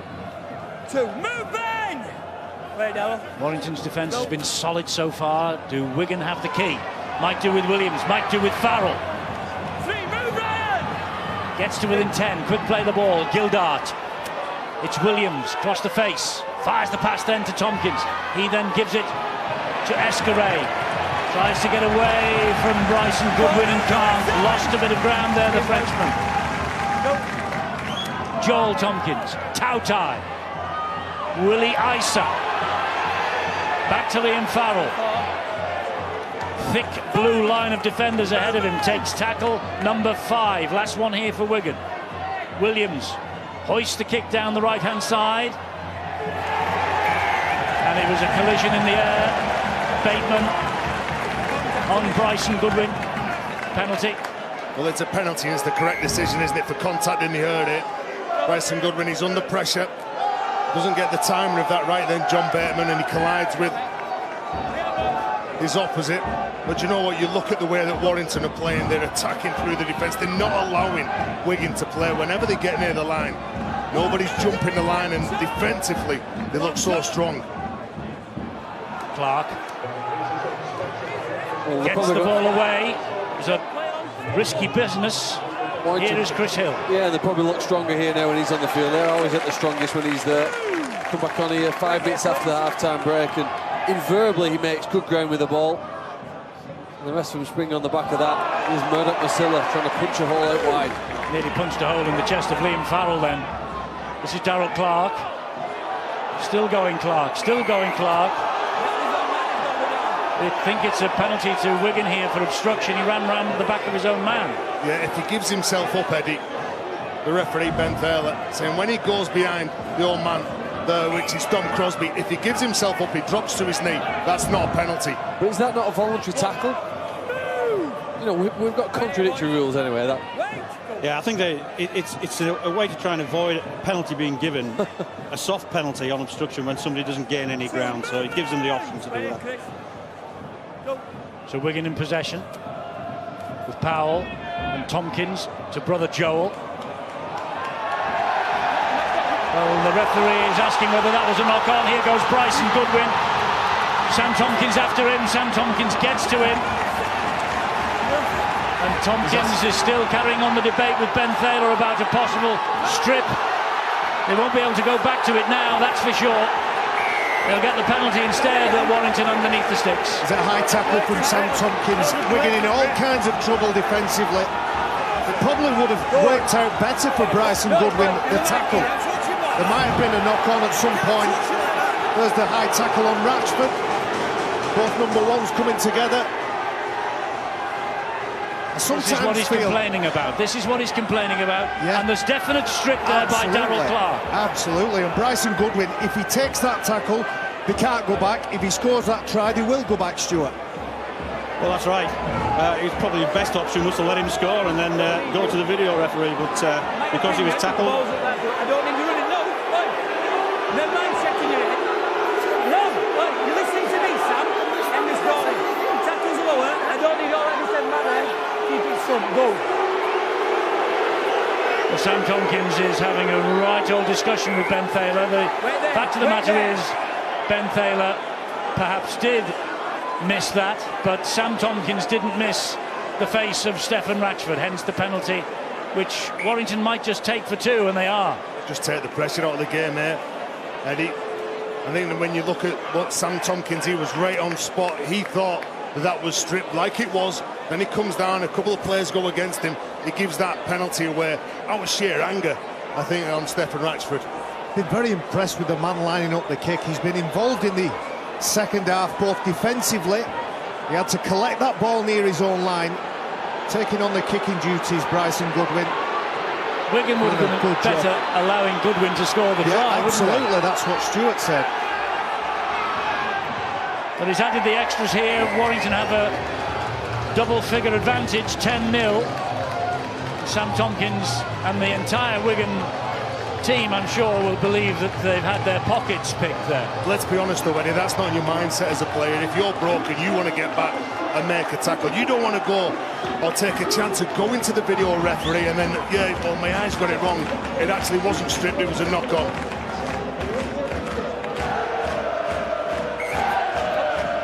Tompkins restarts then. Warrington ahead by 10. Dom Crosby charging the ball back at his former teammates. Darrell Clark, Ben Murdoch-Masilla. I don't think it's an exaggeration to say Warrington looked the fresher, do you? Yeah, and Darrell Clark has jumped out a number of times from 9. They look like they're trying to speed that ruck up a lot and make it uncomfortable for Wigan. Good meters made again. And it's as though that Wigan's line's not moving up. Just we'll have a look at it. Again, they're just standing flat-footed. I think that's the third or fourth time in the second half that Darrell Clark has jumped out. Last tackle here for Warrington. Brown will hoist the kick high to the right-hand side. That's knocked on, so it's a zero tackle as Bateman takes it forward. 7 tackles then this set, that's the 0. 6 to go from here. There's definitely a difference in the line speed. Have a look at Warrington here. Getting up, hitting, holding. The initial contact's very good. Salford ahead against Hull KR. Saints ahead at Huddersfield. Wigan are trailing here at Warrington. 3 big games tonight. Big one tomorrow if Salford get the win. Catalan Dragons will be the only side that have yet to win in Super League 2018, and we have their match against Wakefield tomorrow at 5:15 on Sky Sports Arena. That follows quickly on the back of Cass and Hull at 3:10 in the same place. Sam Tompkins' kick. Ratchford saw it coming and took it on the full. Getting straight up into attack mode. Kevin Brown behind to play the ball now. Bringing his players onto the ball. Tom Lynham comes up with a strong carry, picks out Sam Powell. He stays strong. Kevin Brown down the left-hand side with Jack Hughes. Wigan are sticking doggedly to their defensive duties, aren't they? You have to give them credit for that. And just one try will give them a huge lift. Absolutely. Back to me, Liam, and wait, please. Clark. Roberts. Murdoch-Masila. Big man. You just give him his early ball and let him pick out the target, Eddie. Last tackle here, so here's the kick, cross field. Again a tester for Davis. Oh, Brown knocks it on. Was there a knock on anyway? And I think it's the turnover, because I think the referee's saying that Warrington knocked it on anyway here. Well, Tom Davis and Goodwin both go for that ball. And the referee, Ben Thaler, says that it comes off Goodwin. Left side centre for Warrington. But again, it's worthy turning the ball over. It seems relentless, doesn't it, in 51 minutes? Well, like the big bad wolf, they are huffing and puffing, but they can't blow Wigan's house down yet, can they? Penalty to Warrington for a movement off the mark. We're seeing a lot of that this year, Stuart, already. Is this something that they've said that Steve Ganson issued the edict? Well, I don't think so. I think what Ben Taylor's looking at here is the fact that the marker ends up on the floor and he's out of position when the ball is played. So he's given the advantage to the defending team. Warrington taking 2 again. Another, yes. Half a try. And 2 kicks successfully.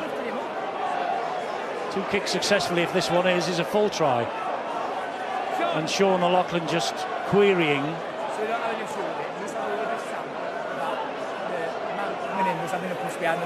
When you've got the ball, yeah, think about it. I'm going in and pushing defenders off. Think. All right. So is that what it's been given for? Pushing a man? No, that's another issue. That's something else. That penalty was for taking the marker out. John Bateman on the floor, he was diving forward and he pushed the marker back, who then fell on the floor. But I think this is a good call. Again, it takes the sting out of the game, Eddie. 12 points up. You can see Warrington going for 1 point, putting more pressure. Warrington needs to score 3 times then. Most kickers at this level don't miss kicks in the middle section of the pitch from 20 metres in from either side, and you have to expect with his experience and quality how he's kicked tonight. This is an easy 2 points now for Warrington. They're just whether maintain the concentration. You're at that critical point when games turn. We often go to John Wells. The kick goes through the posts. No, it doesn't. Well done, Phil. It's unbelievable. Do you know, before the season I interviewed Steve Price, and one of the strongest assets that he thought the club had was a reliable goal kicker. He kicked at 80% last year in the NRL.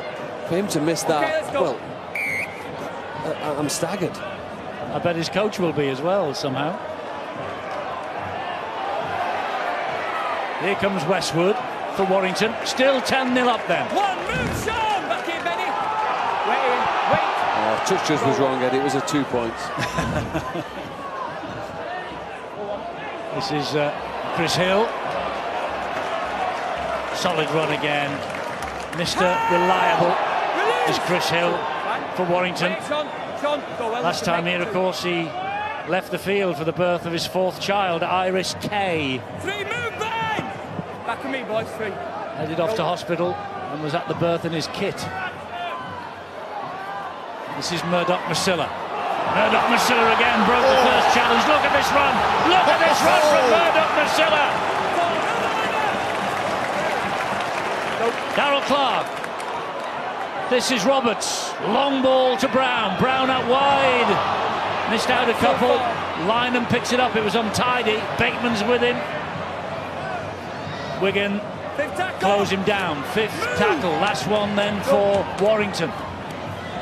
Brown, crossfield kick, high. Here's a test of Liam Marshall. Mitch Brown pats it back. It comes off the knee. It's a try. It's a try for Ryan Atkins. Didn't see much wrong with this, but Ben Thaler wants to make absolutely sure. 5th tackle, Robert. I've got a try. They have a try for Atkins. Just make sure that the player's onside, please. That's all it can be. Onside, offside at the kick. Well, they're usually pretty accurate on seeing where the players are behind. I think we see all the players on the right-hand side are clearly behind the ball on that situation. Check the challenge in the air. It's knocked backwards. Off Wigan, and I don't think there's an issue there. We've got the ball going backwards, comes back off Willie Isa, so all the Warrington players are onside at that point, and it's grounded correctly. This try will be confirmed. Well, the decision on the field was a try, and I think the decision off the field from Robert Hicks is going to be exactly the same. Could have been 12-0, it's going to be 14-0 in a second or two.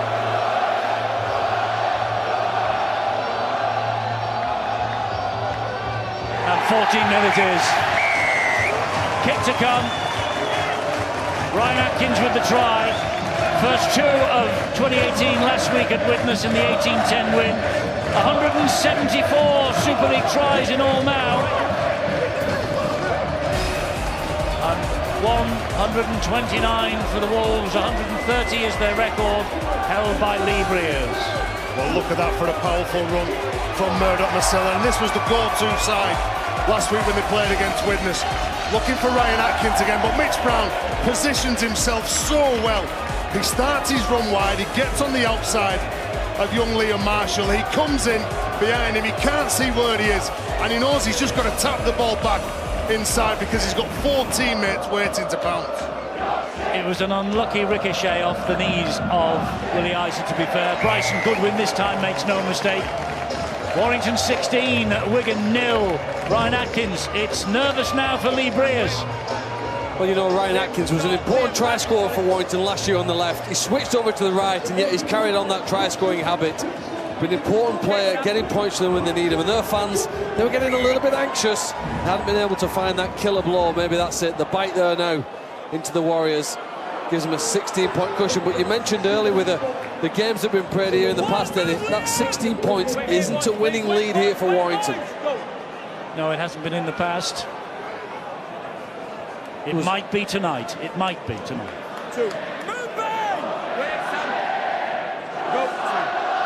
Murdoch Masilla plays the ball to Clark. He then gives it to Westwood. Barry mentioned it before. He makes so many metres after contact. Just have a little look here at Chris Hill now.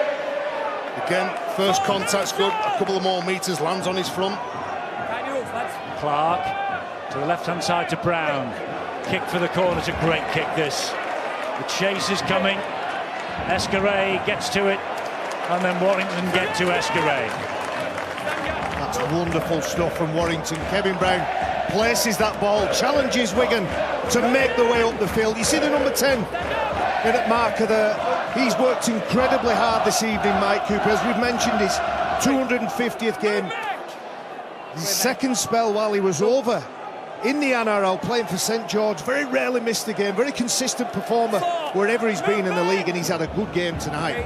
Yes, played well. He got his first ever Warrington start way back in 2009 against Wigan here. This is 250th career appearance, and at the moment looking like it's going to end happily. But do Wigan have anything in reserve? The kick downfield from Tompkins will skip its way almost to the goal line. Mitch Brown will run it back.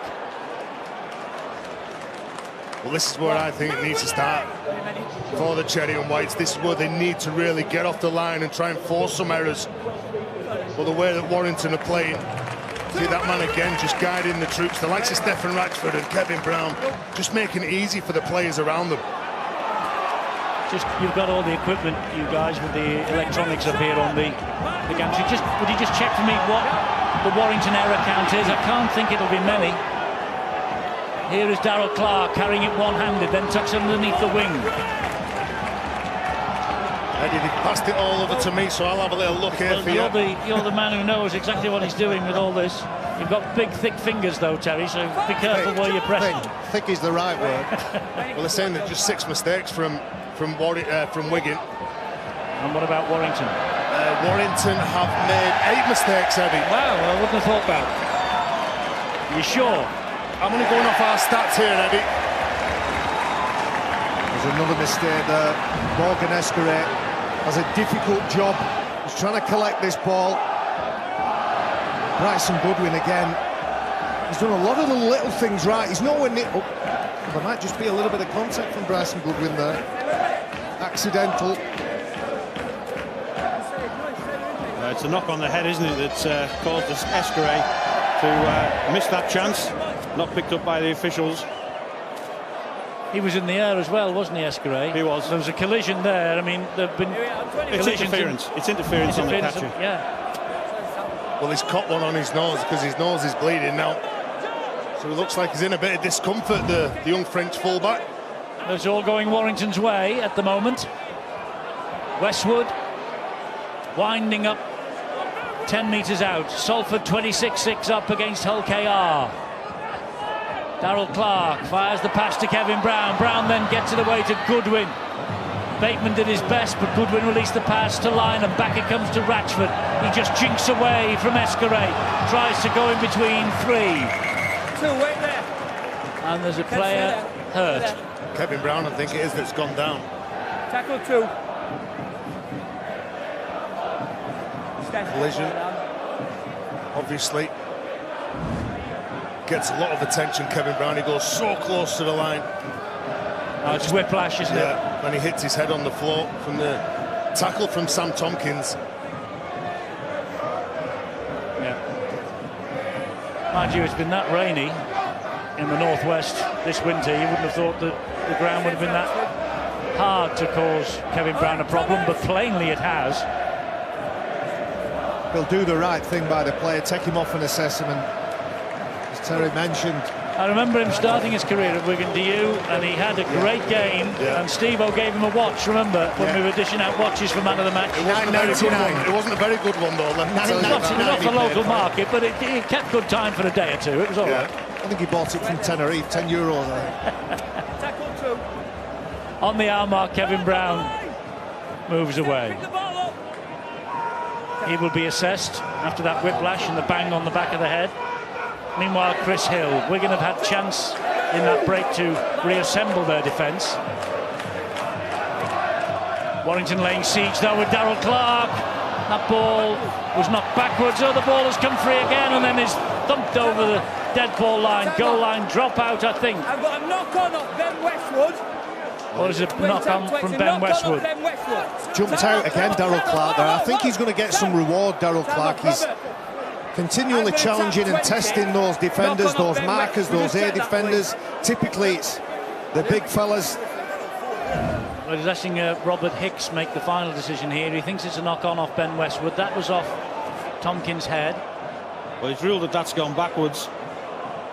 And then Westwood's knocked on at that point because it then touches a Wigan player in the in-goal, which classes as a knock-on in the in-goal area. So he was absolutely right, 20-metre restart. And that's what we'll go with. Well, he got it right first time, Ben, but it was worth having a little look. Well, if you're going to make a comeback and you're 16 behind, I guess now's about the right time. We've seen Wigan do it before. They had a player sent off once here, and that sparked them back into life here. They will need something special. They need an element of luck here because they've been on the back foot for most of this game. They've got some quality players, Sean O'Loughlin being one of the best. Can he spark that comeback here? They need an offload, some speed around. Escaray is dangerous with number 20 on his back. Wigan are trailing 16-0 with 20 minutes to go, and the ball is with Thomas Luluwai. And Luluwai, the first time really that Wigan have threatened this Warrington line for a good while. As Williams finds Tompkins. Tompkins tries to take it on himself. Hill is there, Hughes is there, Ratchford is there. Someone else on the ground as well. It was Deck Patton. But a metre short, Wigan. First real opportunity in the whole match. As Williams fires the pass wide. He's in! Or is he? Did Mitch Brown get his ankles and his legs over the line? Robert Hicks, Stuart Cummings, over to you two. We have a try. They've got a try in the field, though, grounding and touch, please. Well, I think it's the touchline that's the major issue. And of course, for the toucher to see this, he's got to look at two different places: when the ball's grounded and when the feet touch the line, if they do that. So this should help us. Does he get the ball down before any foot touches the line? We can't see any foot on the line yet. Ball's on the ground. There's no view of a foot on the line. Certainly that foot we can see there is inside. I think he's okay with that. I would have liked to have a look at the trailing leg. Tries given. Liam Marshall. What a record this young man has against the Warrington Wolves.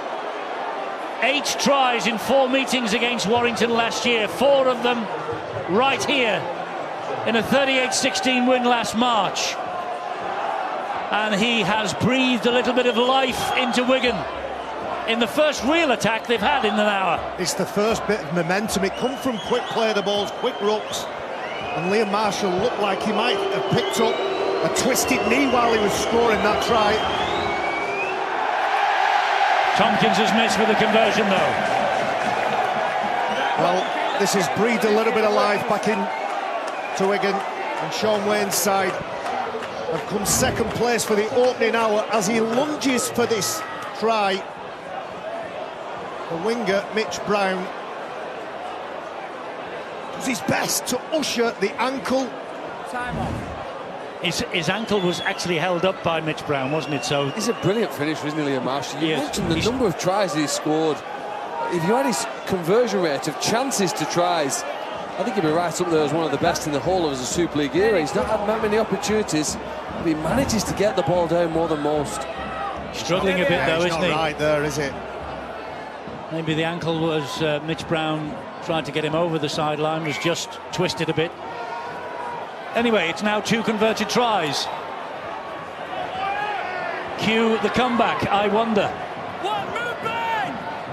Wait, Gallo, wait. 20 wins for Warrington, 30 wins for Wigan in 56 meetings in Super League, 2 draws.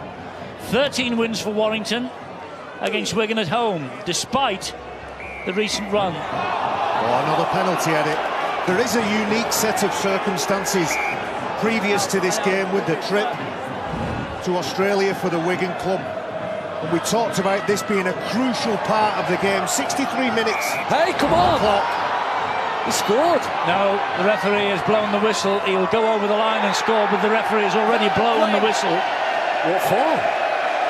I hope he's not disallowed one of the greatest comeback tries you'd see. He's out of play. He said he was in touch. It isn't, he's already out of play.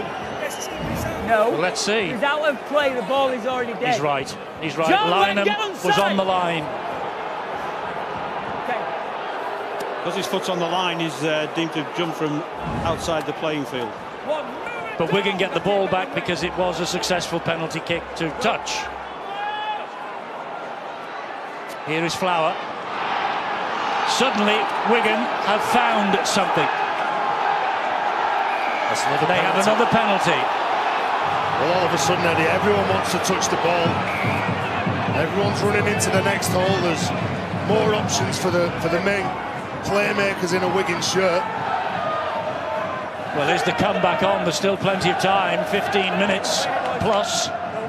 As Luluwai takes it on from dummy half, fires the pass to Tompkins, short ball. This is Escaray. Escaray is held short. Goodwin all over the top of him. Here is Tompkins. Finds O'Loughlin. This is Liam Farrell.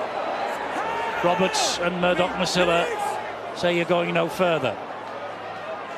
Luluwai. Tompkins. Tony Clubb. Trying to use his weight.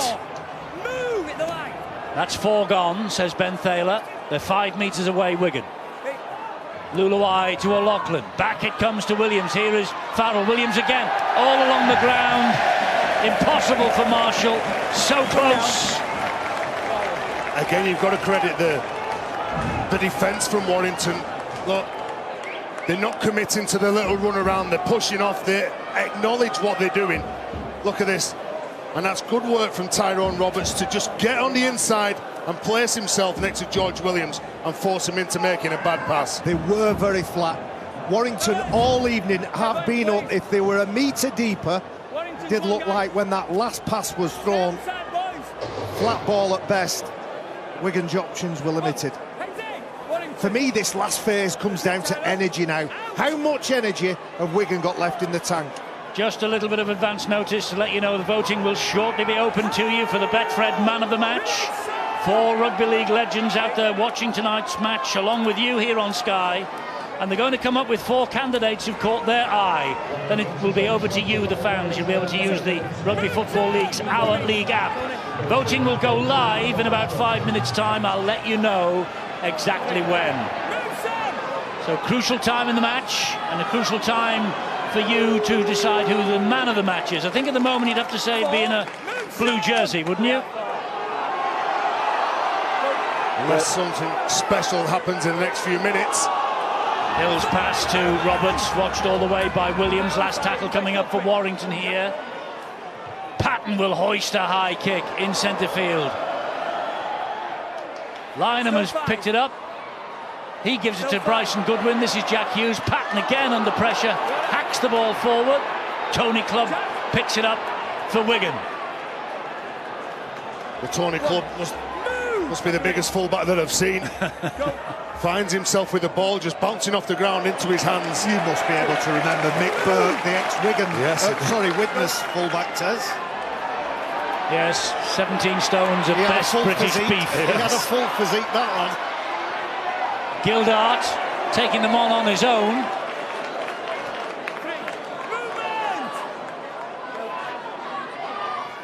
Liam Farrell. Wigan haven't given this up yet. Good offload from Williams, back to Farrell. Seems a lot of energy in those Warrington jerseys, though. And this is what they need. They need some spark now. They look to shift it. Bateman gets the ball in to Ben Flower. Ben Flower goes down the middle. That's tackle number 5. Kick coming from Williams. High, looking for Liam Marshall out here. Well, Liam Marshall was taken out by Atkins. And the referee spotted it, and it's a penalty Wigan. He ran straight across Liam Marshall. I agree, he runs across his path. You can see that he checks him, knows where he is, he speeds up, he gets in front of Liam Marshall. Look, you can see him looking at him straight away. And I think Liam Marshall does a good job as well. He knows that the player's in front of him, flings himself, forcing the hand of the referee. Wait there, get on the line! Line! They're all offside, the Warrington defenders. They've got to be on the line. They aren't on the line out down the right-hand side, but they're coming left anyway with Ben Flower. Crucial moments of the game here now as Luluai fires the ball to Williams. This is Sam Tompkins, short pass from him, finds brother Joel off the hands of Escarate. Chance has gone. Tompkins again appealing. That was touched by a Warrington hand. Big defensive set from the Wolves. All the momentum with the Warriors. They will stand the pressure. Fantastic work. In the faces again. It's a flick pass from Tompkins, who does that to great effect most weeks.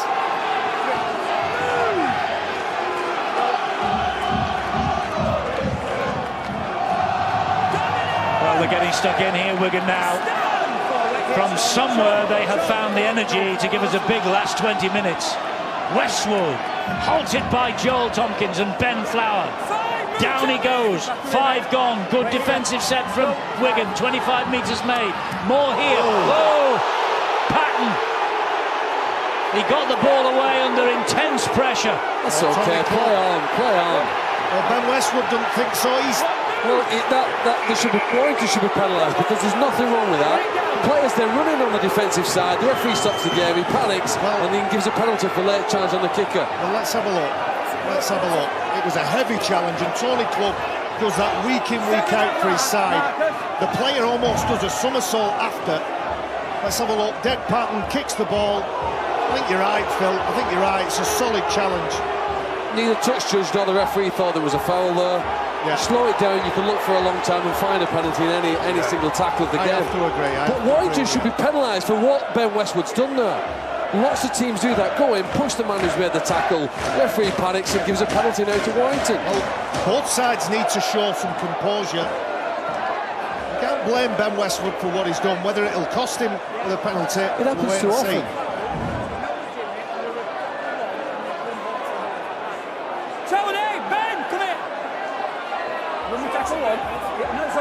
I like him, he's strong, the referee.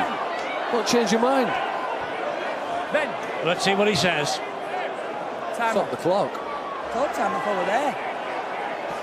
Listen to me. We haven't got any foul, right? You don't need this running in after it. We're going to go with tackle 1 up there. I don't need you running in. Here we are. Tackle 1. Correct decision, that. He has managed this game perfectly. Good communication. Whenever there's been any little bit of tension, anything that's happened, he's dealt with it. And he's dealt with stuff on the run as well without slowing the game down. And if you look at the reaction from the man who was tackled in dead pattern, he didn't have a problem with that, did he? It was just his teammates. Be penalised. It was his teammates around him, that caused the bit of a fracas. Stopped the game. It stopped Wigan's momentum that they had there. They had the Wolves a bit on the rack.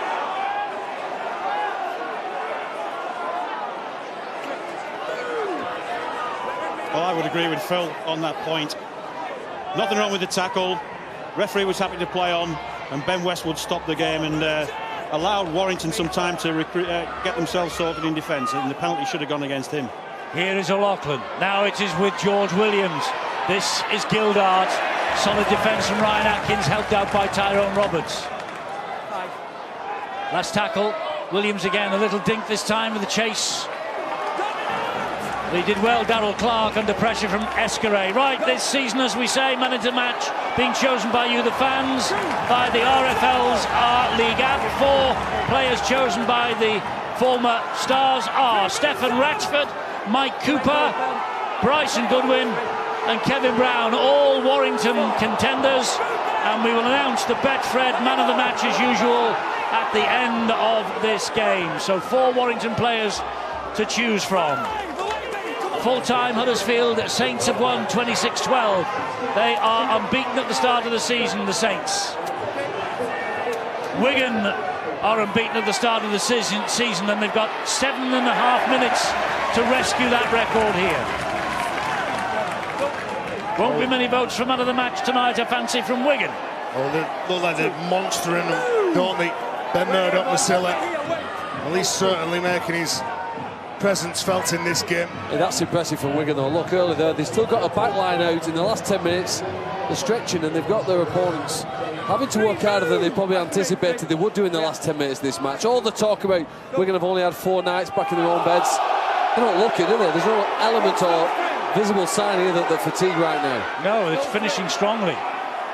This is the best spell of the match for them, without a doubt. Eddie, they'll always look dangerous when they're behind on the scoreboard with minutes only left. They're going to throw the ball around.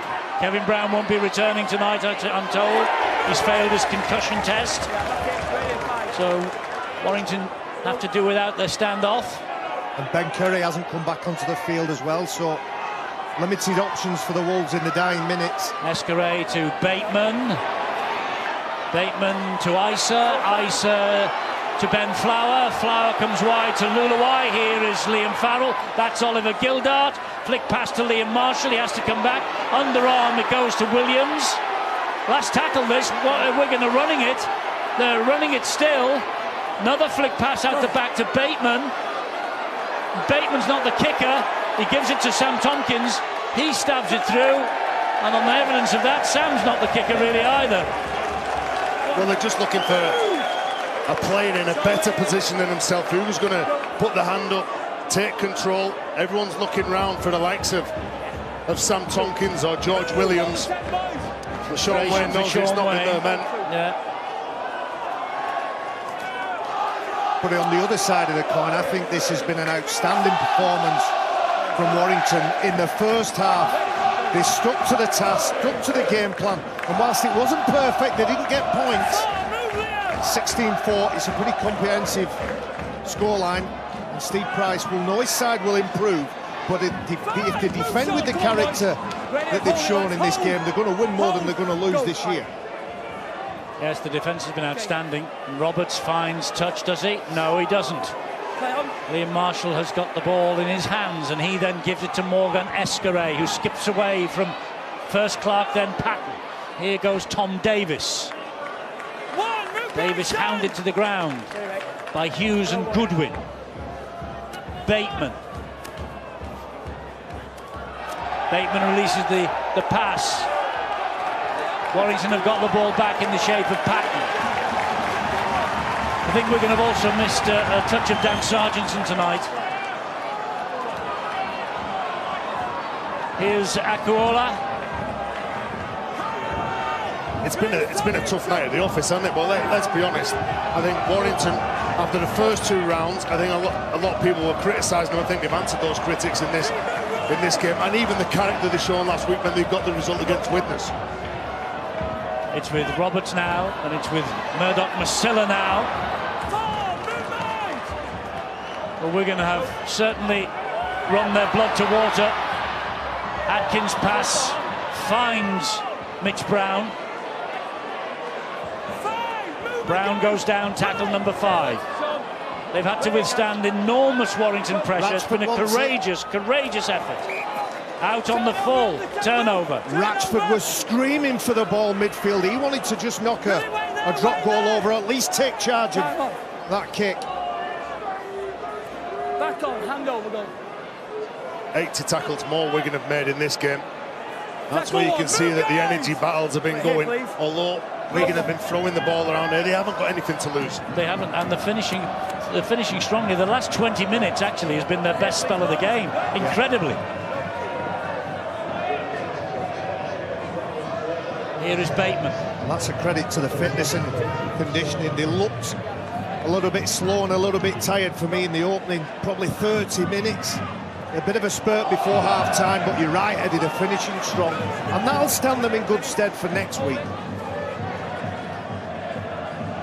Flower will get to his feet and play it to Luluai. He'll then find Powell.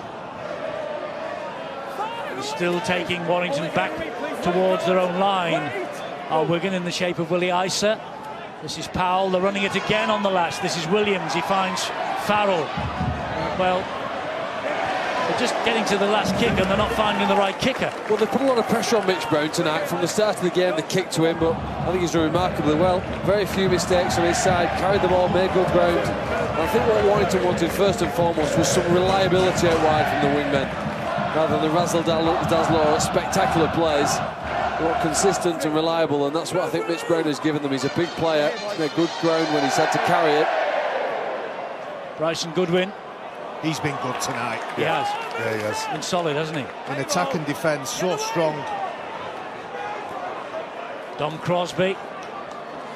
I mean, there's 4 men up for man of the match in Warrington's colours. You could actually pick any of them. It's difficult, isn't it, to pick who's had the most influence on this game. As we said, Mike Cooper, it's a special night for him. Tempers are becoming a little frayed. Another come together.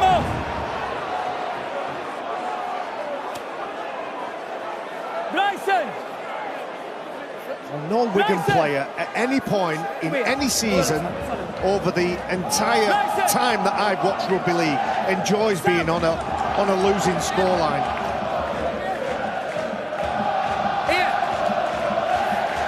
He's had to try and keep the lid on this at times tonight, Ben Thaler. Right, listen to me. No, listen. Let's think about where we're at in the game. Right, we're all still on this field. Let's use a bit of common sense, don't we? Scum's here, Jack. Fellas! Boys, down here! Here we are. Yeah, we're here. Scum down there, Again, nice control, wasn't it, by the referee, Ben Thaler, and the respect shown by the players as well. 2 minutes to go, and like Barry said, they'll be disappointed that they've lost the 2 points, Wigan. Yeah, they had 1 or 2 contentious issues with Ben Thaler, but overall he's kept the lid on this, Stu, hasn't he? He has, and a situation like that, it's been going on for about 3 tackles between Goodwin and Tompkins, and it was identified and the steam taken out of it, and we get on with it. Here goes Escaray, gets the pass away to Gildart, and Gildart has made the break. Ratchford to the rescue. Amazingly, Wigan are finishing the strongest. Character in the team. Bateman gets the ball away to Tompkins. Warrington have dominated, no question of that, for the first hour, but it's been Wigan's last quarter. I agree, they look fresh, don't they? Again, all the players wanting to get their hands on the ball. Powell, Flower.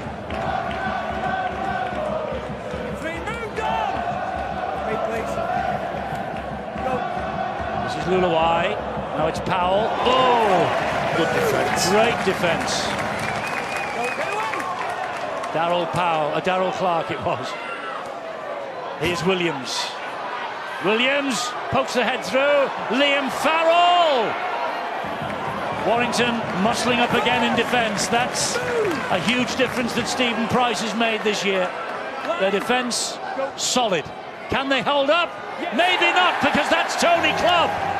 And Tony Clubb has scored for Wigan. But I'm afraid it's too little and too late.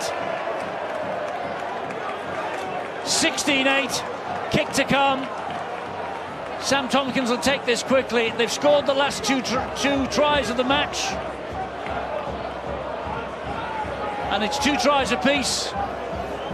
It's Warrington's kicking from the penalties and the conversions that have won this match. Tompkins adds 2 more. We won't have time to restart. It's going to be 16-10. He's all action, isn't he, Tony Clubb? Scored a few of these tries during his career.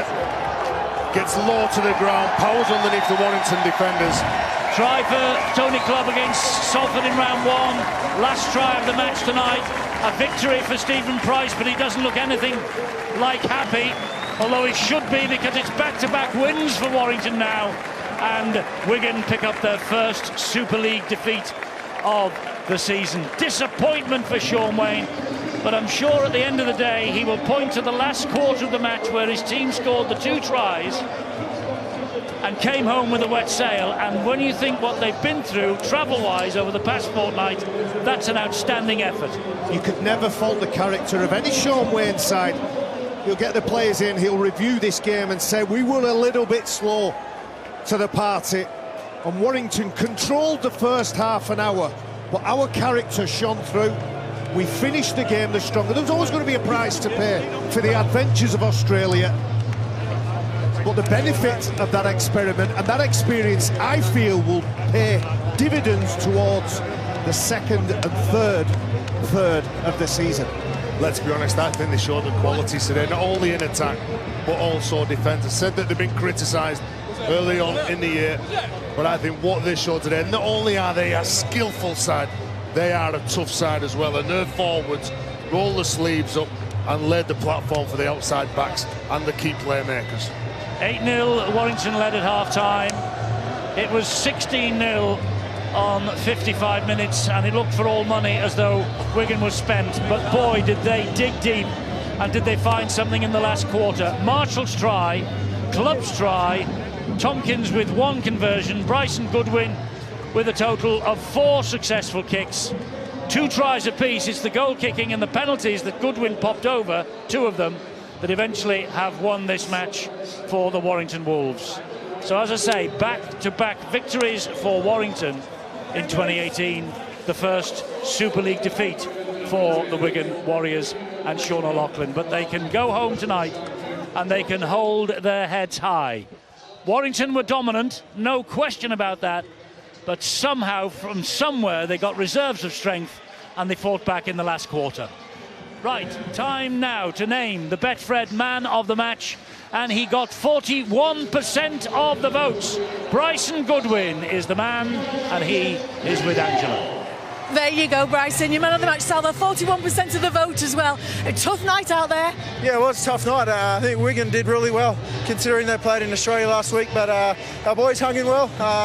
We backed up last week's performance and we're happy, yeah. They seem to find energy at the back end of the game, which is not what you'd really expect. No, you wouldn't think so, but like I said, we hung in there, we defended well, gave a few silly penalties away, but I think we hung in and we did the job. The attack is what you've been criticised for the first couple of games. Do you feel you're getting that nailed now? Oh yeah, well, we knew it was going to take a bit of time. We hadn't had everyone on the training paddock and we knew it would take a bit of time, but I think it's starting to click now. It's a long season, so we've got a bit of time to work on it, but we're happy with how things are. It's a long season, 2 points early on though, you'll take those? Oh yeah, very much. Love to take the win any day of the week, so very happy with it. Well, there you go, congratulations. You do get a cheque as well to go to the charity of your choice. Have you got an idea who you want to give it to? No, not at the moment, but we'll have a good think about it and I'm sure it'll go to a deserving charity. Brilliant, thank you very much. Thank you. Cheers, Bryson. We've got Sean Wayne with us now. Sean, you were disappointed at half-time. You feel a lot better about the performance in the second half, especially last 20 minutes? No, I don't feel... I think we're looking at 16-10. I thought they were far better than us. They finished the sets better. We was a bit soft tonight, and I'll give them that one game.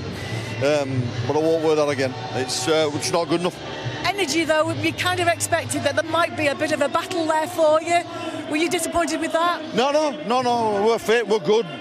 We've looked after them this week, and we're better than what we showed today. So no, absolutely no excuse at all. We could have and should have won the game. We just never give ourselves a chance. We didn't get any field position in the first half because our ends of sets were poor. I thought they outplayed us. I thought they run harder. They finished the sets better. You know, so you're never ever going to win a game here doing that. 2 tries apiece, though. It tells a bit of a story of the game. Yeah, they were better. We're up at 16-10, I tell you, they were better than us. So, in terms of next week, then obviously you'll be back on the horse. Well, yeah, absolutely, and we'll bite the bullets on this one. We've done all right this year, but that wasn't good what we turned up with today. But you know, we'll be okay. We'll have a tough week this week and get ready for winning this next week. Thanks for your time. Thanks, Nigel. Thank you. There you go, Sean Wayne, uncompromising in his assessment of that performance. We were lucky with the scoreline, he says. They were far better than us. We were soft, no excuses. The Warrington Wolves record a home victory now to get Stephen Price. An important win at the Halliwell Jones Stadium. We can go back to Angela now. She is speaking to Stefan Ratchford, a man whose improvement in performance week on week has been significant. Stefan Ratchford, a great win for you here tonight against the old enemy. Yeah, it was a real big win. You know, the disappointment of the first 2 weeks, and you know, we kind of felt like we made a few strides forward against Widnes last week, and I suppose we turned up tonight and didn't get the job done. It'd be, you know, kind of all the hard work out the window. So yeah, it was good to get the win out there tonight. Yeah. It turned a corner here, do you think? Yeah, hopefully. Like I said, we was real disappointed with the way we started the season, and you know, we could have, you know, the excuse of boys being back late, not training together and all that sort of stuff, but you know, them excuses aren't good enough for a club like ours, and we just didn't turn up and didn't get the job done. So like I said, we felt like we made a few strides forward last week, and you know, we've made further strides tonight. Big improvements in attack, but maybe just finishing sometimes was a disappointment for you. Yeah, it was. You know, I suppose you've got to give some credit to Wigan. You know, the scramble for each other and the way they defend the line is testament to themselves and to the club. And you know, they frustrated us at times in that first half. But we spoke about, you know, just staying in the grind, not overplaying, and I felt we did that and ground out the win. Cheers, Angela. We have Steve Price now. Little chat with the winning coach. Steve, a cold night, freezing up there, but you know, a warm win there.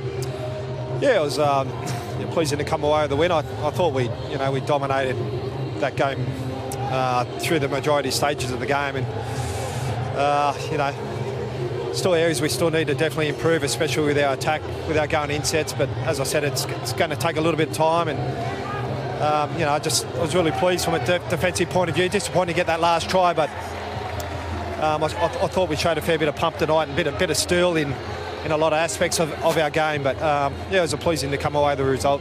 Which bits were you most specifically happy with in terms of your improvement over the first 2 weeks?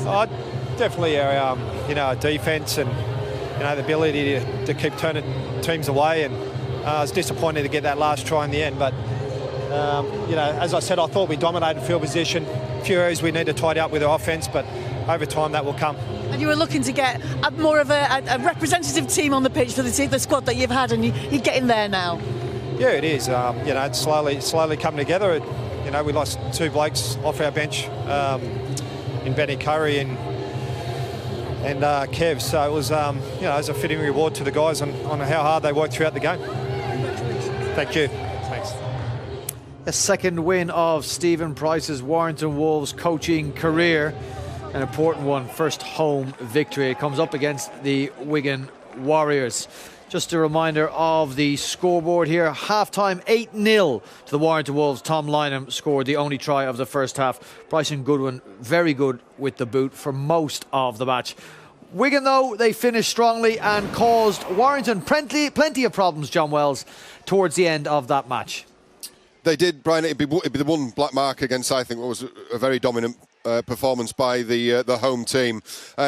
Let's have a look at the tries in the second half then. And it's ironic, perhaps, that Ryan Atkins scores the only 4-pointer for the Warrington Wolves after 55 minutes.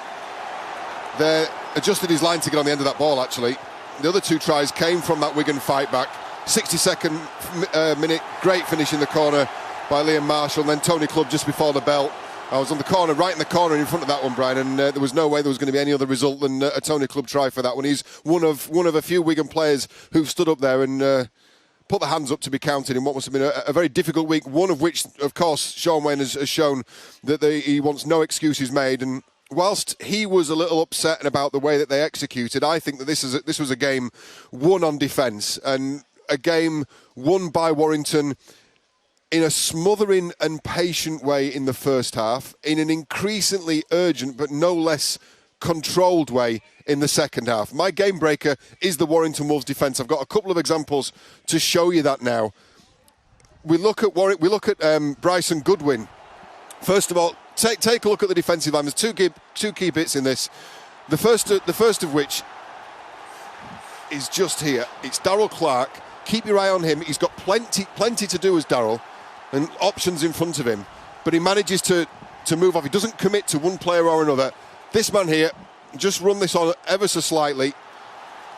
Great front line runner from Willie Isa. Just look at the ability to go and move off, enables Jack Hughes to renumber, and then a great read out the back there from Bryson Goodwin to smother Morgan Escarate. Keeps on top. These sorts of reads peppered that second half of football. Another one here, Tyrone Roberts, very, very quickly.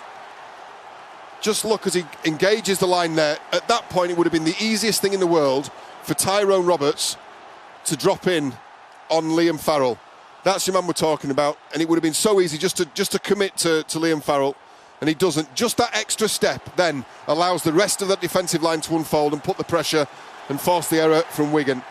So, yes, it's an improvement. Yes, there's a long way to go, but I think, Brian, the Warrington Wolves fans will sleep easy tonight, knowing that there's progress of a fashion there, and progress built from the back with that new coaching staff. It looks like those first two games then were a bedding in process on what's now building towards being maybe a particularly good season for the Wolves.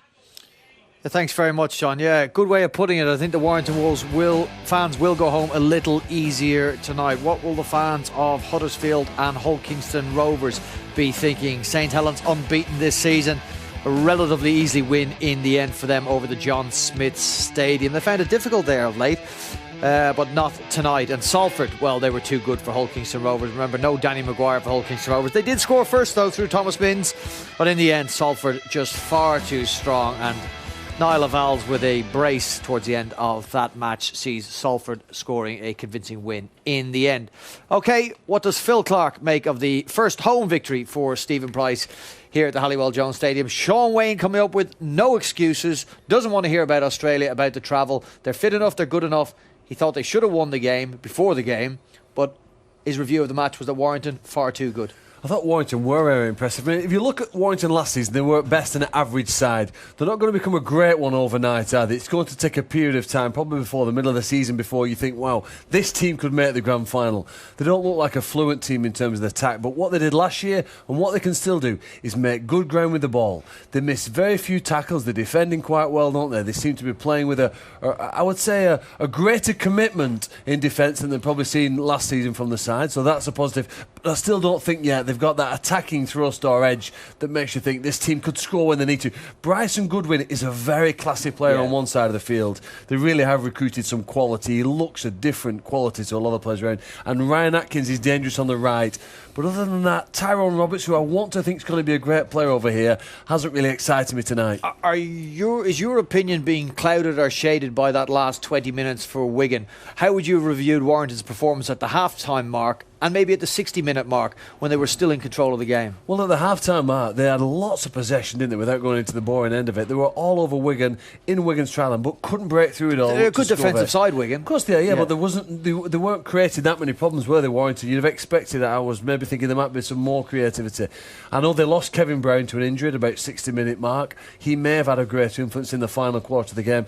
But as I said, I think it will take a time. Stefan Ratchford looked dangerous at fullback, but individually so, not, I don't think, as part of a backline movement.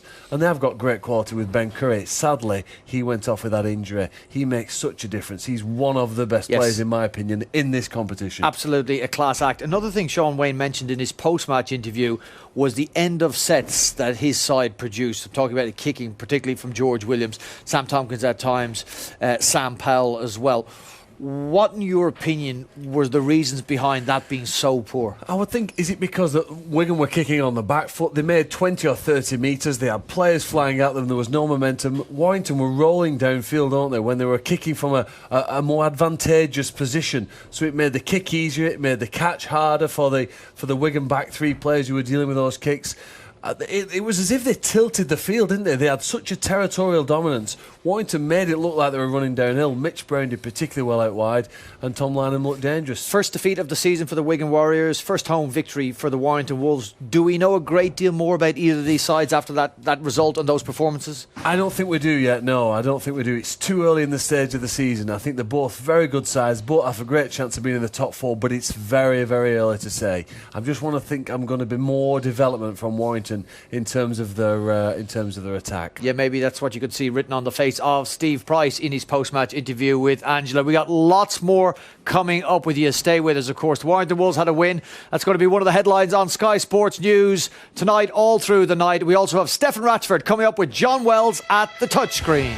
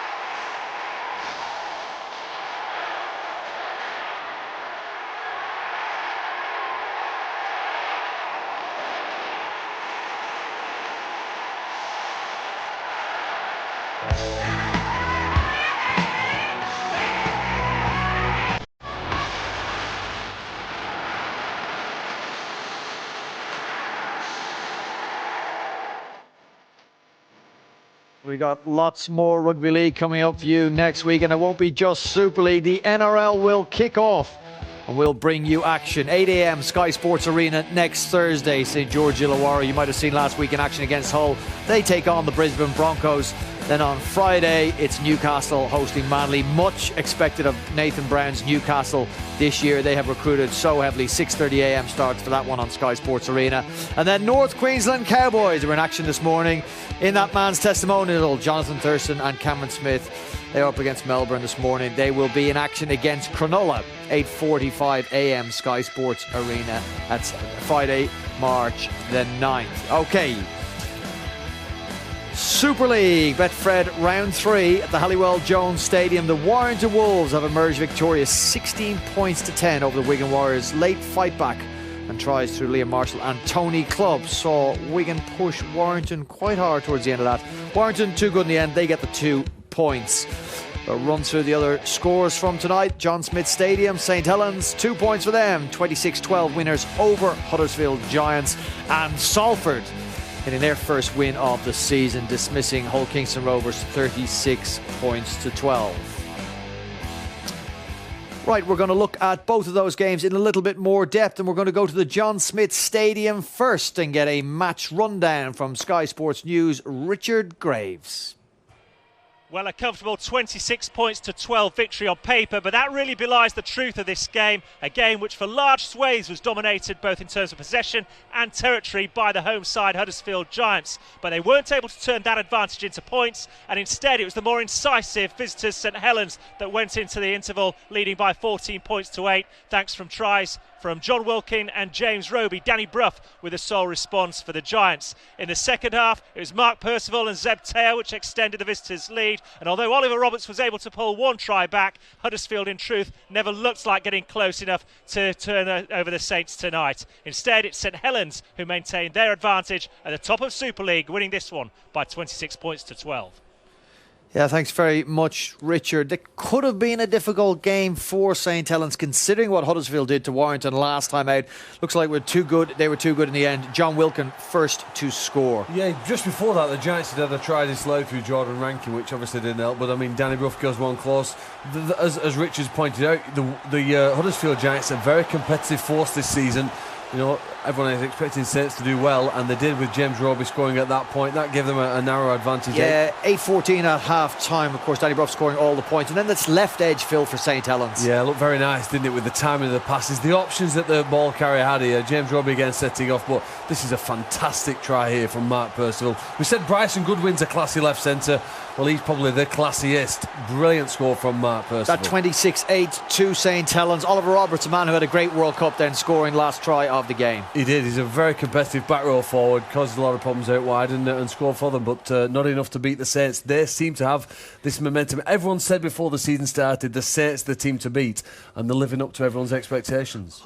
We'll have to look back in the entirety of this game to really assess the Huddersfield Giants, but what they have to, I suppose, be careful of not doing this year is becoming a yo-yo side, which a good performance is followed by a poor one, followed by a good one, which at times was their issues last year. They were, but it appears there that they've dominated possession. They've had lots of territory, so they've played well. They haven't been outplayed, but they just haven't had the class of their opponents. The difficulty for them is turning their players who are young and inexperienced out wide into the class that Mark Percival or Zeb Taylor had to score from there, and that's a massive challenge for Rick Stone to do overnight. OK, before we look at Salford's win over Hull Kingston Rovers, we're just going to tidy up the game here at the Halliwell Jones Stadium. We're privileged to be joined at the touchscreen. John Wells is with Stefan Ratchford. Let's hear Stefan's view on the first home win of the season for the Wolves.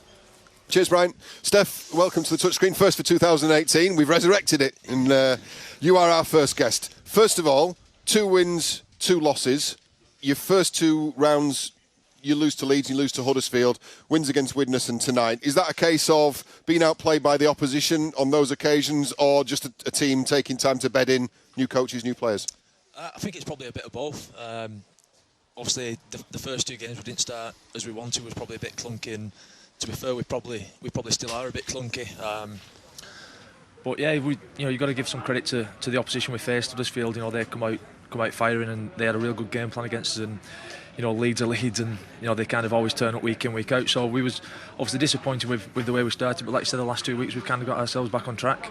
You want to take hold of that for me and keep that up near your chin, and we'll crack on. The first piece of footage I'm going to show you is Tom Lynham's try. Came early in the game. I said to you just before we came on air, and you've crippled me, because my opinion is that there's been some real change here in the attacking setup. Really good shapes, really good width, really good depth with all your players, particularly in the channels. The centres and wingers are keeping their shape near the edges of the field. Has that been a conscious thing, a major change in coaching culture, or just something that you've landed upon because of the accuracy of the passing in your halves? It's Probably a bit of both, to be fair. We kind of found ourselves last year, when we had a bit of a shift to one side, we was kind of all, the defence had tightened up, and we kind of tightened our offence up as well, so we wasn't kind of making any space on the edges. But like I say, with what we've got in the halves at the moment, and the strike we've got on the edges, with from our back rowers through to our wingers, we can afford to have that bit more width with the quality of pass and get the ball to our edges. So a conscious decision then to get some width, but more for your own benefit than rather to disrupt the opposition defence at the first instance. Yeah, absolutely. Like you say, you often find with most teams, if a team moves the ball to one side, then the defence has no option but to kind of tighten up where you've made the space, and we was following the ball in, whereas like I say, it makes more sense for us to keep our width and kind of get our centres on the outside of their centres, and like I say, create that bit more space. I mean, it's the width of the passing is impressive, and its accuracy. In 2 passes you're covering fully 20 metres. Must be good for you sitting in the back as a third ball playing option to see that in front of you, how competent these guys are. Like I say, you've got it from whoever plays at 9. Mainly Daz Clark, who's played a lot of big minutes, but we've got Kev, we've got Tyrone, we've got players like Benny Curry in the back row who've got the skill to throw that cut out ball. So like I say, we've got the strike all over the park. It's just a case of getting it done this year, and kind of not falling back into what we did last year, and like I said, tightening our line up and not creating these chances. And this year, when we have got the chances, we've probably been more clinical than we was last year, but we've still got some improvement to go as well. Conversation at half-time, because that being said, and as dominant as you were, it was only an 8-point margin at half-time. You feel like there were some opportunities missed, certainly right before half-time. Ryan Atkins bobbles a ball with the try line beckoning. So presumably that colours Steve Price's half-time conversation, doesn't it? Yeah, he did. He did mention it, but we've kind of got to give some credit to Wigan as well. You know, they've not been as successful as they are by not turning up for each other. And you know, when you play Wigan, it's going to be a real tough physical game, and they're going to scramble for each other. They're going to defend the line well, and we're not going to be given points. So it was more a case of kind of sticking with what we've been doing and keep going at it. And you know, we will get other opportunities. You know, we don't need to score on every play. It's kind of just staying in the grind, and you know, the opportunities will come. So the second half, then Wigan did mount a fight back, and they did push you more from a defensive point of view. But I've got to credit the defence. I mean, Steve Price said in an interview there that it was the defence that won the game, and you were dominant in that department. As a fullback, I want you to talk us through this, because this would be something that you would cover in training. This is building up to Bryson Goodwin's read on the left edge against Morgan Escray, but there's so much more going on in here. So start positions for this is not ideal, is it, from a starting point?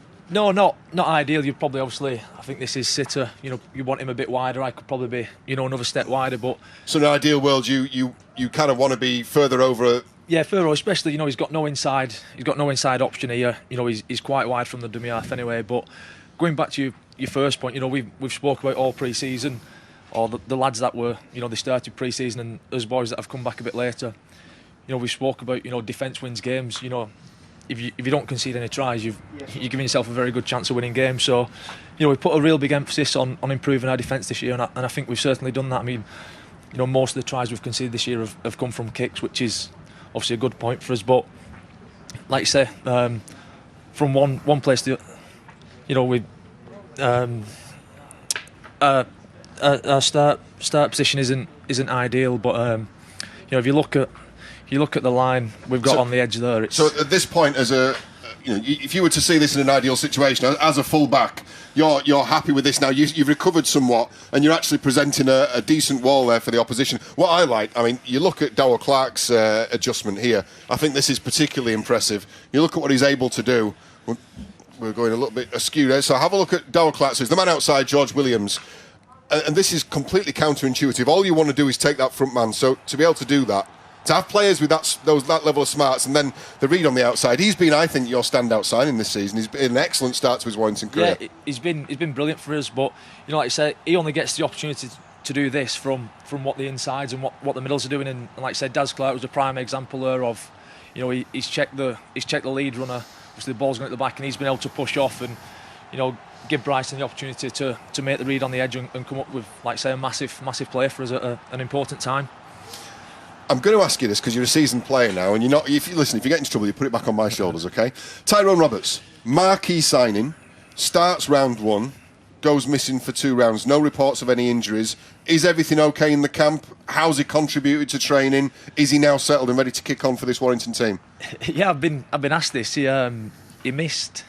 Like I say, he played round 1 and then he missed round 2, and I walked in. I forgot where I was. I was having a coffee, and someone come past and said, "Surprise for a rugby player having a coffee." And someone come past and said, "Oh, it's a shame about Tyrone." I said, "Why? What's happened?" He said, "Oh, he's gone home, hasn't he?" I was like, so yeah, there's been a lot of reports he's unsettled and he's this and he's that, but from inside the camp. But from inside the camp, he's a real character. He's great to have around. He's a bit like Chrissy Sandow, to be honest. He's always trying to play jokes, and he's that kind of player as well, but he's that kind of a personality. So he's great to have around the camp, and like I say, hopefully he can get a good run together now and stay in the team, consistently. Well, hopefully his next game will be in the team against Hull FC away from home. We wish you all the very best for that. Congratulations on the win today, 2 from 2. Go and get yourself warm, Steph. You look absolutely freezing. Thanks for your time, mate. Cheers, John. Cheers, Brian. Very much, John. Yeah, very talented Stephen Ratchford, and one of the most pleasant men you're likely to meet in Super League. Okay, there was another game. We're going to cover it now. Salford against Hull Kingston Rovers at the AJ Bell Stadium. This was a Salford victory. No Danny Maguire for Hull Kingston Rovers. Didn't let that affect them early on, Phil, scoring through Thomas Mins. Yeah, that's right. Both of the first 2 tries came through short kicks, really. They got off to the start with a 6-point lead, but Gareth O'Brien's kicking bounces awkwardly. Eventually it bounces back to him, and he got the first try. 6-all at that point. Then a nice try for Junior Sow. We've seen a lovely long pass there from Wood to Littlejohn, and then a nice pass on again from O'Brien. It was an excellent try, and the Salford faithful at that end of the ground really enjoyed it. That was 12-6 at that point. They kicked a penalty then for an infringement at one point. but this is a lovely tragedy for half-time. Look at that. Jake Bibby from the pass from Chris Wellham. Amazing play. It would be important that Hull Kingston Rovers score first in the second half. It was Robert Louis, though, for Salford that really put the game to bed. Yeah, they were 18-6 at half-time. This then took them, of course, then to 24 points to 6. They had full control at that point, and then Hull Kingston Rovers, they've gone through close there. Sean Lunt turning the ball back inside. Nice kick there. Chris Atkin just about gets the ball in time there to ground it. But we've seen this game go from end to end, close range tries. Nice pass there from Gareth O'Brien, and it's a wonderful score. It brings the kicky for Niall Evans. They're closer to that point. And he wasn't done there, Phil. No, he got the famous one, double right at the end. He bags a brace in the corner, just about gets the ball down there. The referee's in the right spot, and he's pleased with the efforts of him and his team. Right, 36-12 winners in the end. I'm just going to get a quick opinion from you on Hull Kingston Rovers. They said that if the halfbacks played well, they wouldn't go out and recruit. I mean, Tim Sheens is trying to play down this search for a new halfback. Do you think they're still actively recruiting for a partner for Danny Maguire? I think they'll be actively recruiting until the very end of the season, because they know they're probably in a relegation battle, be it with 1, 2 or 3 teams for the rest of the season, and they've got to make sure that they've got the strongest possible squad for as long. It's a very long season, isn't it? A lot of players come and go, and their ups and downs. Tim Sheen's got the experience to ride those highs and lows and manage the team through what will be, it'll be a difficult season back in the Super League. Yeah, you couldn't ask for a more experienced hand on the tiller. There are 3 more fixtures this weekend from round 3 of the Betfred Super League. We're going to bring 2 of those to you on Sky Sports. 3:15 tomorrow, we're over at the Mendahose Jungle. Castleford, last year's standout side, are hosting Hull AFC. Hull have won 2 of their last 3 games at Castleford. That's quite a record considering Castleford's performances in 2017. Then we will bring you from the Stade Gilbert Brutus, the Catalan Dragons against Wakefield. They're in a bit of a hole at the moment, the Catalan Dragons. We're pretty good though at home against St Helens. They'll be hoping for that and more against Chris Chester's Wakefield, unbeaten so far this season. And then on Sunday, it's a 3 o'clock kickoff over at the Halton Stadium. Leeds have lost the last 3 matches at Widnes. Widnes will be looking to make that 4 against the Leeds Rhinos, who are coming back from, of course, their World Club Challenge game over in Australia. Another side coming back from a trip overseas are Hull FC, who will be in action against Castleford. And we are delighted now to be joined by the Hull FC coach, Lee Radford. First and foremost, Lee Radford, how are you and your side feeling after the trip back from Sydney? Yeah, no, very good. The flight back wasn't so bad. There was nobody on the first flight, so there was rugby league players laid across every chair getting some sleep, which was, worked out really well for us. Lee, you've just had a quick look. I was just going to jump forward for a second. You've just had a quick look at Warrington. You do, of course, have those in 2 weeks' time. Before we really get in depth into the Castleford game, what did you make of Warrington and Wigan tonight? Yeah, it's obviously started very strong. Was quick out the blocks and put them in good stead for the rest of the game. I thought Wigan probably finished the most, enthusiastic. So, it probably nullifies any excuse of jet lag. Obviously, we're in the same boat, and we'd like to nullify that tomorrow as well.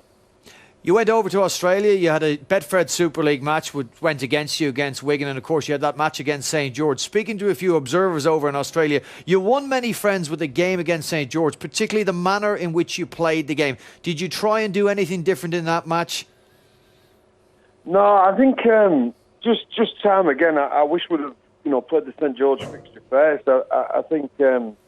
We got caught a little bit off guard, with the game against Wigan. Obviously, we had some crazy injuries during the game, which really threw us out. But, we acclimatised pretty well in that second week, and everybody adapted pretty well. And I thought we showed some of what we're very good at doing. I was really impressed with some of our young fellas. We managed to play 25 players during the fixture, and some of our young blokes really stood up, and that's a bit of insurance for us during the year, because we're going to need them at some point, and in the long term we're going to need them to come through and be at the mainstay of our club. Yeah, no doubt your strength will be the strength of your squad. Let's look forward to the game tomorrow at the Mendahose Jungle against Castleford. You got a good recent record there. If you're to get 2 points tomorrow, what will get you the win, Lee? I think our discipline down their end of the field in particular. I think the sides of their field, any piggyback from their end, automatically they're in good ball. They're a very good offensive good ball team. So, making sure we make them work as hard as they possibly can coming down their end of the field is really, really important for us tomorrow. And, putting the squeeze on them coming off their own trial line is really important on their own turf. One of your standout players, or a man you're going to have to rely on as well tomorrow against Castleford, has deputised for the absent Danny Houghton, of course, and that's Dean Hadley. Good year last year out on loan. He's back with you now. Your thoughts on his particular performances in Australia and what you expect from him tomorrow? Yeah, look, he's. I love Dean Tabitz.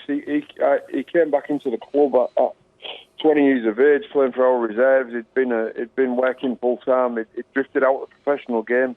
Came back in due to the reserves, and obviously, if that standard of football wasn't there, we wouldn't see Dean Hadley playing Super League. So I think that's a real advertisement for reserve team football, and the fact that he's come is taking every opportunity that has been handed to him. Even last year, he didn't want to go to Wakefield, but we felt that at the time playing week in, week out would benefit him. The fact that he goes there and ends up playing a fair bit of 9 as well as benefited us as a club and as a team, in the long run moving forward. So he's an honest bloke. He's as straight as they come, and his performances, reflect that as well. OK, we'll look forward to seeing Dean Hadley tomorrow. So, Lee, just put a line in the sand for us on this one. The travel back from Australia, like Sean Wayne said tonight, is absolutely no excuse for what performance you will put in tomorrow. Your guys are primed and ready to take on the Castleford Tigers. Well, for me, there's an excuse if you want it, but we're certainly not looking for an excuse. We're going to turn up, and hopefully we'll see the best of LFC tomorrow. And there's no reason why we shouldn't display that. Lee Radford, thank you very much for the time, and best of luck tomorrow. We look forward to seeing your team in action. There you go, Phil. I want to touch on a couple of points that Lee Radford made. One is the extending squad that he's assembling there with Adam Pearson at the KCOM Stadium. The second one is their performance against St. George, because he says they didn't do anything differently. They certainly looked a very adventurous side, and a side that certainly challenged St. George Illawarra in ways that maybe we haven't seen too much from Hull FC in the past. Well, you got the feeling, didn't you, that they underperformed massively in that first game and then played more like the Hull that we've seen for the last 2 years, really, in the second game. And when they moved the ball wide, Albert Kelly looked back at his best. He's a dangerous player. And I love Jake Connor playing out wide as well. He was a threat, though. So I think they've done quite well, although not quite managed to replace Mahe Fanua, who was one of the best and one of my favourite players over here for some time. Your jury's still out on Beretta Fremo? It is. Obviously, he's got to take longer, and not every overseas player in the first season here has his best season, so I know it can take a bit of time. But I do think he was a special talent for them, and it'll be a challenge over the next few weeks to try and plug that gap and maybe find other players to offer what Mahe Fanua did in them, getting them going forward and offloading the ball. A lot of questions asked about the Warrington Wolves, whether or not they had got last year out of their system. A question I want to ask you about Castleford Tigers, who will be Hull's opposition tomorrow. Have they still got last year in their system? Because so far we've seen them obliterated by St. Helens in round 1, and we saw them win against Widnes. It wasn't probably as tight if you look back on the game as the scoreboard maybe suggested. And I don't want to do a disservice to Widnes, but will we see the Castleford Tigers click into action tomorrow against Hull FC? I think we'll probably have to wait till we get to the Magic Weekend to say whether Castleford's loss at the grand final was a temporary setback or a fatal blow to their club. That may have been their peak. They might never get back up to that level. Having said that, I don't think that is the case. I think they can recover from the setback of losing Zach Heidegger, from losing in the grand final, and from a poor start this season. Other teams have obviously raised the level to get up to this. I think you cannot go from being that good so far with it 10 points ahead of any other competition in the league. They won't have gone to become a bad team overnight. So I think that in time, they will still be at the very top of this table or within the top few places. They were averaging 30 points a game last season. They've scored 19 in 2 matches in total this season. Let's look at the second game of the doubleheader. We're going to go to the south of France. Catalan Dragons against Wakefield. Catalan and Steve McNamara are in a hole. Well, it's amazing, isn't it? That's like the most pressurised team at the moment with the greatest expectations who've under-delivered, haven't they? And I do think that Steve McNamara is a good coach, whether he's got the charisma and personality now to inspire his team, because even early in the season, there's, I think, we know from Super League in the last 2 years, if you don't get off to a good start to the season, Warrington leads the year before like that, then it becomes very difficult. And in those first 5 or 6 matches, you do need some wins, particularly here at home. They must be at home. That's the important point, isn't it? A good performance coupled with a defeat, though, might not be good enough for the Catalan Dragons to dispel some of this gloom. No, and the problem is they're playing one of the most difficult and awkward sides to play. Wakefield are always written off, an unglamorous side, an unglamorous club, and yet they find a way, don't they, to perform at a high level more often than not. They are changing that perception of them very rapidly over these years under Chris Chester. There's no doubt about that. We look forward to seeing that tomorrow, Phil. Thanks very much for your thoughts. Let's remind you of what we've got coming up for you on Sky Sports. OK, tomorrow on Sky Sports Premier League, 11:30, Leicester Stoke for that one. And then on Super Sunday, the double-header again, 11:30 start, same channel, Sky Sports Premier League, Crystal Palace Tottenham, and that is followed, what about this one, Manchester United Chelsea, 2 p.m. start for that one. Sunday, cup final time, Arsenal are in action against Man City. Can Man City bounce back from that defeat to Wigan during the week? Carabao Cup final, 3:30 p.m. on Sky Sports Football for that one. Reminder of our double-header tomorrow, Sky Sports Arena. It all starts at 3:10. Castleford against Lee Radford's Hull FC. We just heard from Lee Radford, no excuses from him. That game is also on Sky Sports main event, and then that is followed by Wakefield's trip to the south of France to take on the Catalan Dragons, 5:15. Sky Sports Arena for that one.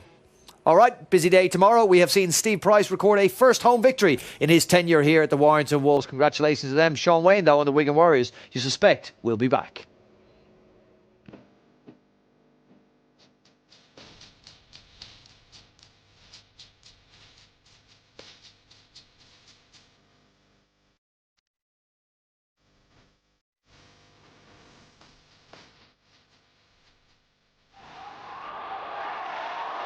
Brown spreads it wide to Curry. Curry goes wide to Latin. Great try. Great try from Warrington.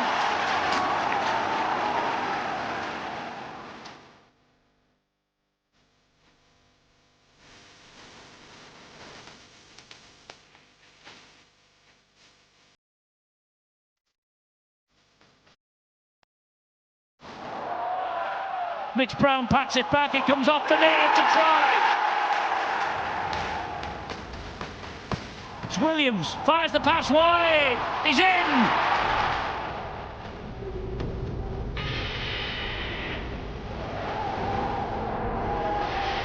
Tony Clubber scored for Wigan, but I'm afraid it's too little and too late.